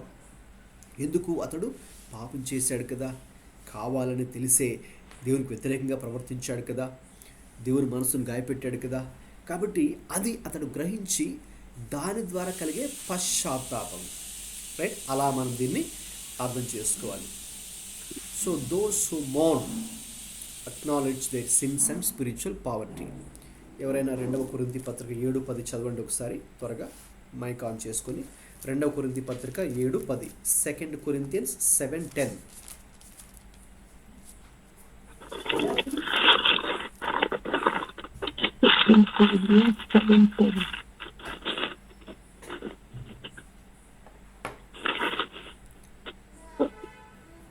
దైవ చిత్తానుసారమైన దుఃఖము రక్షణమైన మారు మనస్సు కలుగు చేయును. ఈ మారు మనస్సు పశ్చాత్తాపమును పుట్టించదు, అయితే లోక సంబంధమైన దుఃఖము మరణమును కలుగజేయును. కంటిన్యూ. మీరు దేవుని చిత్త ప్రకారము పొందిన ఈ దుఃఖము ఎట్టి జాగ్రత్తను, ఎట్టి దోష నివారణకైన ప్రతివాదమును, ఎట్టి ఆగ్రహమును, ఎట్టి భయమును, ఎట్టి అభిలాషను, ఎట్టి ఆసక్తిని, ఎట్టి ప్రతిదండను మీలో పుట్టించునో చూడుడి. ఆ కారణభూతి సమస్త విషయంలోనూ మీరు నిర్దోషులై ఉన్నారని రుజువుపరుచుకుంటుంది. చాలండి, గమనించండి. ఇక్కడ పౌలు గారు కూడా ఇప్పటిదాకా నేను చెప్పానే ఈ 2 రకాల దుఃఖాల గురించి ఆయన కూడా మాట్లాడుతున్నారు. ఒకటి లోక సంబంధమైన దుఃఖము, కావలిస్తే మీరు అది అండర్లైన్ చేసుకోండి, అది 10 ఎండింగ్లో ఉంటుంది, లోక సంబంధమైన దుఃఖము. అలాగే 10వ వచనం ప్రారంభంలోనేమో దైవ చిత్తానుసారమైన దుఃఖము అని ఉంటుంది, రైట్. 2 కూడా. సో 2 types ఆఫ్ మోర్నింగ్, ఓకేనండి. Worldly morning and godly morning. లోక సంబంధమైన దుఃఖం, అది ఈ లోక సంబంధంగా, రైట్, మనం ఏదైనా కోల్పోతే, ఆస్తిని కోల్పోతే, రైట్. సో కాబట్టి మనకి ఏదైనా నష్టం వాటిల్లితే కలిగేటటువంటి బాధ, అనారోగ్యం వచ్చినప్పుడు, లేక ఆర్థిక ఇబ్బందులు వచ్చినప్పుడు, మనం ఏదైనా వస్తువులు మరి పోగొట్టుకున్నప్పుడు కలిగే దుఃఖము, ఈ లోక సంబంధమైన వాటి పట్ల కలిగే దుఃఖం, రైట్. అది ప్రాముఖ్యమైనది కాదు. ప్రభు దృష్టిలో ఏది ప్రాముఖ్యమైనదంటే దైవ చిత్తానుసారమైన దుఃఖం. ఎందుకు? ఒక వ్యక్తిలో నిజముగా దైవ చిత్తానుసారమైన దుఃఖము కలిగితే అది ఎక్కడికి నడిపిస్తుంది, ఎటువంటి ఆశీర్వాదం నడిపిస్తుంది అంటే అది రక్షణార్థమైన మారు మనస్సును కలుగచేస్తుంది. అంటే ఒక వ్యక్తి తాను పాపిని అని గ్రహించినప్పుడు, దానికి ఇప్పటిదాకా నేను చెప్పిన బెస్ట్ ఎగ్జాంపులే అదనమాట. మంచి ఉదాహరణ దావీదు. మరి అతను పాపం చేసిన తర్వాత అతడు తన పాపం పట్ల అతడు పశ్చాత్తాపడి మరి వెంటనే దేవుడి దగ్గర క్షమాపణ అడుగుతూ చేసినటువంటి ప్రార్థన, అది 51వ కీర్తన. కాబట్టి అతడు ఎప్పుడైతే మరి దుఃఖపడ్డాడో మరి ఏం జరిగిందండి, అది అతనికి మారు మనసులోకి నడిపించింది. అది అతనికి తిరిగి కోల్పోయినటువంటి ఆ యొక్క రక్షణానందులకు మరలా అతన్ని ప్రవేశపెట్టింది. ఎప్పుడు అది జరిగిందంటే ఎప్పుడైతే ఆత్మీయ విషయాల పట్ల దుఃఖపడ్డాడో, అది దైవ చిత్తానుసారమైనటువంటి దుఃఖము, ఓకేనండి. కాబట్టి అది చాలా ప్రాముఖ్యమైనటువంటి మాట. అలాగే యాకోబు రాసిన పత్రిక 4:9 కూడా ఏముందంటే వ్యాకులపడుడి, దుఃఖపడుడి, ఏడువుడి. మీ నవ్వు దుఃఖమునకును మీ ఆనందము చింతకును మార్చుకొనుడి. కాబట్టి ఎందుకు మనం ఏ విషయంలో వ్యాకుల పడాలి, ఏ విషయంలో దుఃఖపడాలి, ఏ విషయంలో ఏడవాలి అంటే why should you mourn? Okay, not because of the worldly things. Okay, లేకపోతే కొంతమంది మాకు అది లేదు ఇది లేదని ఓకేనండి వాళ్ళు ఏడుస్తూ ఉంటారు. వాళ్ళకి ఇది ఉన్నాయి మాకు ఇది లేదు ఓకే అని ఇతరులతో పోల్చుకొని బాధపడుతూ లేక దుఃఖపడుతూ వ్యాకులు పడుతూ ఉంటారు. అయితే మనమైతే లోక సంబంధమైన వాటి కొరకు ఏడవాల్సిన అవసరం లేదు. ఓకే, అయితే ఆత్మ సంబంధమైన విషయాల పట్ల మనం ఏడవాలి. యేసయ్య కూడా చూడండి, సిలువ మోస్తూ కూడా ఆ యెరూషలేము స్త్రీలతో చెప్పిన మాట ఎవరైనా చెప్పగలరా? తెలిసిన వారు? Do not weep for me, weep for your. అవునండి, నా కొరకు మీరు ఏడవకండి, మీ కొరకు మీ పిల్లల కొరకు మీరు ఏడవాలి. సో ఎందుకు వారి ఆత్మీయ జీవితం విషయం పట్ల ఏడవాలి. Right? So weep for the spiritual things, not for the worldly things. ఓకేనండి, అదనమాట యేసు ప్రభు వారు కూడా అది చెప్పడంలో ఈ దుఃఖాన్ని ఆయన కూడా చెప్పారు. లోక సంబంధమైన వాటి కొరకు కాదు, ఆత్మ విషయాల పట్ల మరి మీరు ఏడవాలి. ఇక్కడ చూడండి, మోర్న్ అనే పదం అంటే ఏడు, ఆత్మ విషయమై దుఃఖపడుట కదా, దుఃఖపడువారు. ఆ దుఃఖానికి ఇక్కడ పెంతూంటెస్ అనే ఒక గ్రీక్ వర్డ్ వాడారు మూల భాషలో. ఇది అంత గ్రీక్లో కాబట్టి ఒరిజినల్ టెక్స్ట్ ఈ మార్నింగ్కి ఓకే పెంతూంటెస్ అక్కడ స్లైడ్ మీద మీరు చూస్తున్నారుగా. సో దానికి అర్థం ఏంటంటే ఎక్స్ట్రీమ్ సాడ్నెస్, అంటే చాలా అంటే ఎక్కువ విచారము, ఏదో ఒక కొద్దిగా చిన్నగా బాధపడి సరే సారీ అండి ఏదో పొరపాటున ఏంటంటే మనం కొన్నిసార్లు అన్నీ మళ్ళీ మామూలుగా అయిపోతుండే అలా కాదు. Talks about extreme sadness. That means you are extremely sad that you have hurted God, లేక that you have committed a sin. So మనం చేసిన పాపం విషయమై దేవుని మనం గాయపెట్టాము అనే విషయాన్ని గ్రహించిన వ్యక్తి ఏదో చిన్నగా సారీ అని చెప్పేసి వదిలిపెట్టాడు, కానీ తన హృదయంలో నుంచి ఒక ఎక్స్ట్రీమ్ సాడ్నెస్ని అతడు ఎక్స్ప్రెస్ చేస్తాడు. రైట్? విచారం, ఒక లోతైనటువంటి విచారం అండి, లోతైనటువంటి గాఢమైనటువంటి విచారం అతడు కలిగి ఉండాలి. So those who mourn because they have spiritual needs okay can expect God to comfort them. So ఎవరైతే అటువంటి విధానంలో పశ్చాత్తాపడతారంటే లోతైనటువంటి పశ్చాత్తాపం, గాఢమైనటువంటి బాధను వ్యక్తపరుస్తారో దేవుడు అంటున్నాడు మరి వారు పొందుకునే మేలు ఏంటండి? వారు పొందుకునే what is the blessing they get? They will be comforted. వారు ఓదార్చబడదురు అని ఇక్కడ దేవుడు చెప్తున్నారు.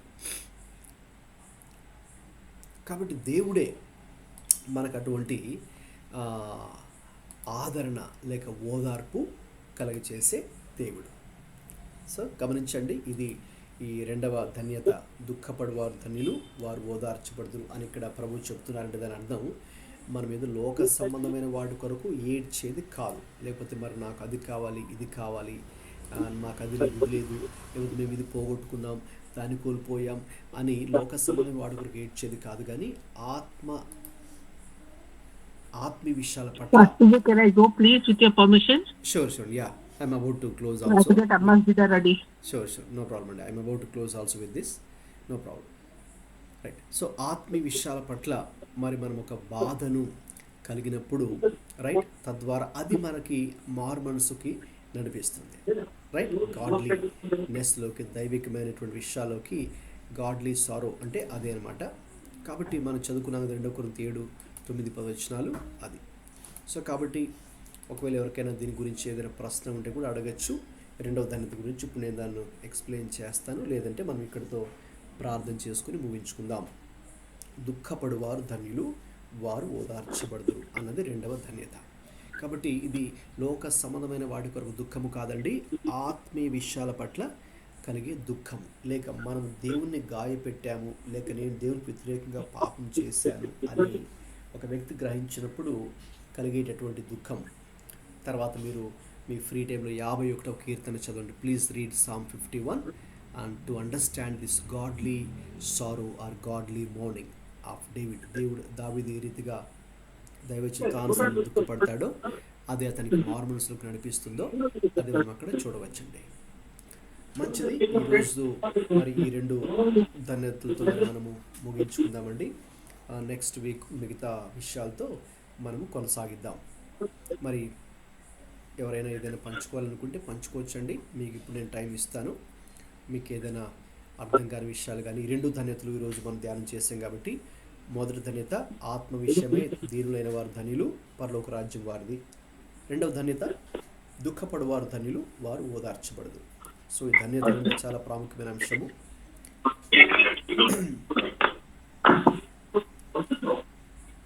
Anybody wants to share anything, you can share now. మీరు ఈరోజు నేర్చుకున్న విషయాలు కానీ, దేవుడు మీకు నేర్పిస్తున్న విషయాలు కానీ,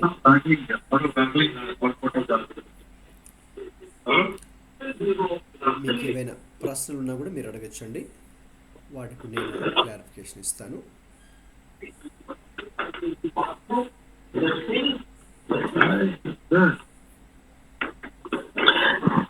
Good evening, Pastor. Please pray for my son and daughter-in-law. Both are sick, having high fever and throat pain. Okay. And please pray for both of them. Sure అండి. Andrew and Irene. Okay, Andrew, Irene. Okay, వాళ్ళ కోసం ప్రే Yeah. చేద్దామండి. Yeah, both of them are very sick. Okay, Please do pray for them. Definitely will be praying right now అండి. Thank you, Pastor. Right అండి, ప్రే చేద్దామండి. అందరు కూడా ప్రేయర్లో join అవ్వండి. ప్రార్థన చేసుకుని మరి ముగించుకుందాం. Thank you Lord. ప్రభా, ఈనాటి బైబిల్ స్టడీని బట్టి మీకు స్తోత్రాలు చెల్లిస్తున్నాం తండ్రి. ముఖ్యంగా ఈ రోజు నుంచి ప్రభా, మరి మేము యేసుక్రీస్తు చేసినటువంటి బోధనలు, ద టీచింగ్స్ ఆఫ్ క్రైస్ట్ అనే టాపిక్ స్టార్ట్ చేశాం తండ్రి. అందులో భాగంగా మా తండ్రి కొండ మీద చేసిన ప్రసంగం, సెర్మన్ ఆన్ ద మౌంట్లో మొదటి భాగంలో తండ్రి ఈ యొక్క ధన్యతలు, బియాటిట్యూడ్స్ని ధ్యానం చేశాం. ముఖ్యంగా ఈరోజు 2 బియాటిట్యూడ్స్, 2 ధన్యతలు ధ్యానించాం తండ్రి. ఆత్మ విషయమై దీనులైన వారు ధన్యులు అని మీరు చెప్పారు. అలాగే దుఃఖపడు వారు కూడా ధన్యులని చెప్పారు నాయన. మరి మేము ఇటువంటి లక్షణం కలిగి, అయ్యా తగ్గింపును కలిగి, మా ఆత్మని యథార్థంగా, ఆత్మీయతని యథార్థంగా చూసేవారుగా ఉండటకు, అలాగే లోక సంబంధం విషయాల పట్ల కాకుండా తండ్రి, ఆత్మ విషయాల పట్ల తండ్రి బాధను, దుఃఖమును, పశ్చాత్తాపమును కలిగి మేము జీవించడానికి కావాల్సిన కృపను మా అందరికీ దయచేయండి తండ్రి. ముఖ్యంగా ఎవరికైతే ప్రార్థన అవసరాలు ఉన్నాయో ప్రభా, వారి గురించి ప్రార్థన చేస్తున్నాం. ఈరోజు యొక్క ఆన్లైన్ బైబిల్ స్టడీలో ఎవరైతే జాయిన్ అయ్యారో ప్రభా, ప్రతి ఒక్కరి గురించి ప్రార్థిస్తున్నాను. వారి కుటుంబాలను పేరు పేరున దీవించి ఆశీర్వదించండి. వారు చేస్తున్న పనుల్లోనూ, వారు చేస్తున్నటువంటి ప్రభా వారి పరిచర్లోనూ మీరు తోడుగుండమని ప్రార్థన చేస్తున్నాను. ముఖ్యంగా ఆండ్రూ అలాగే ఐరన్ యొక్క హెల్త్ గురించి ప్రార్థన చేస్తున్నాను తండ్రి ప్రభా.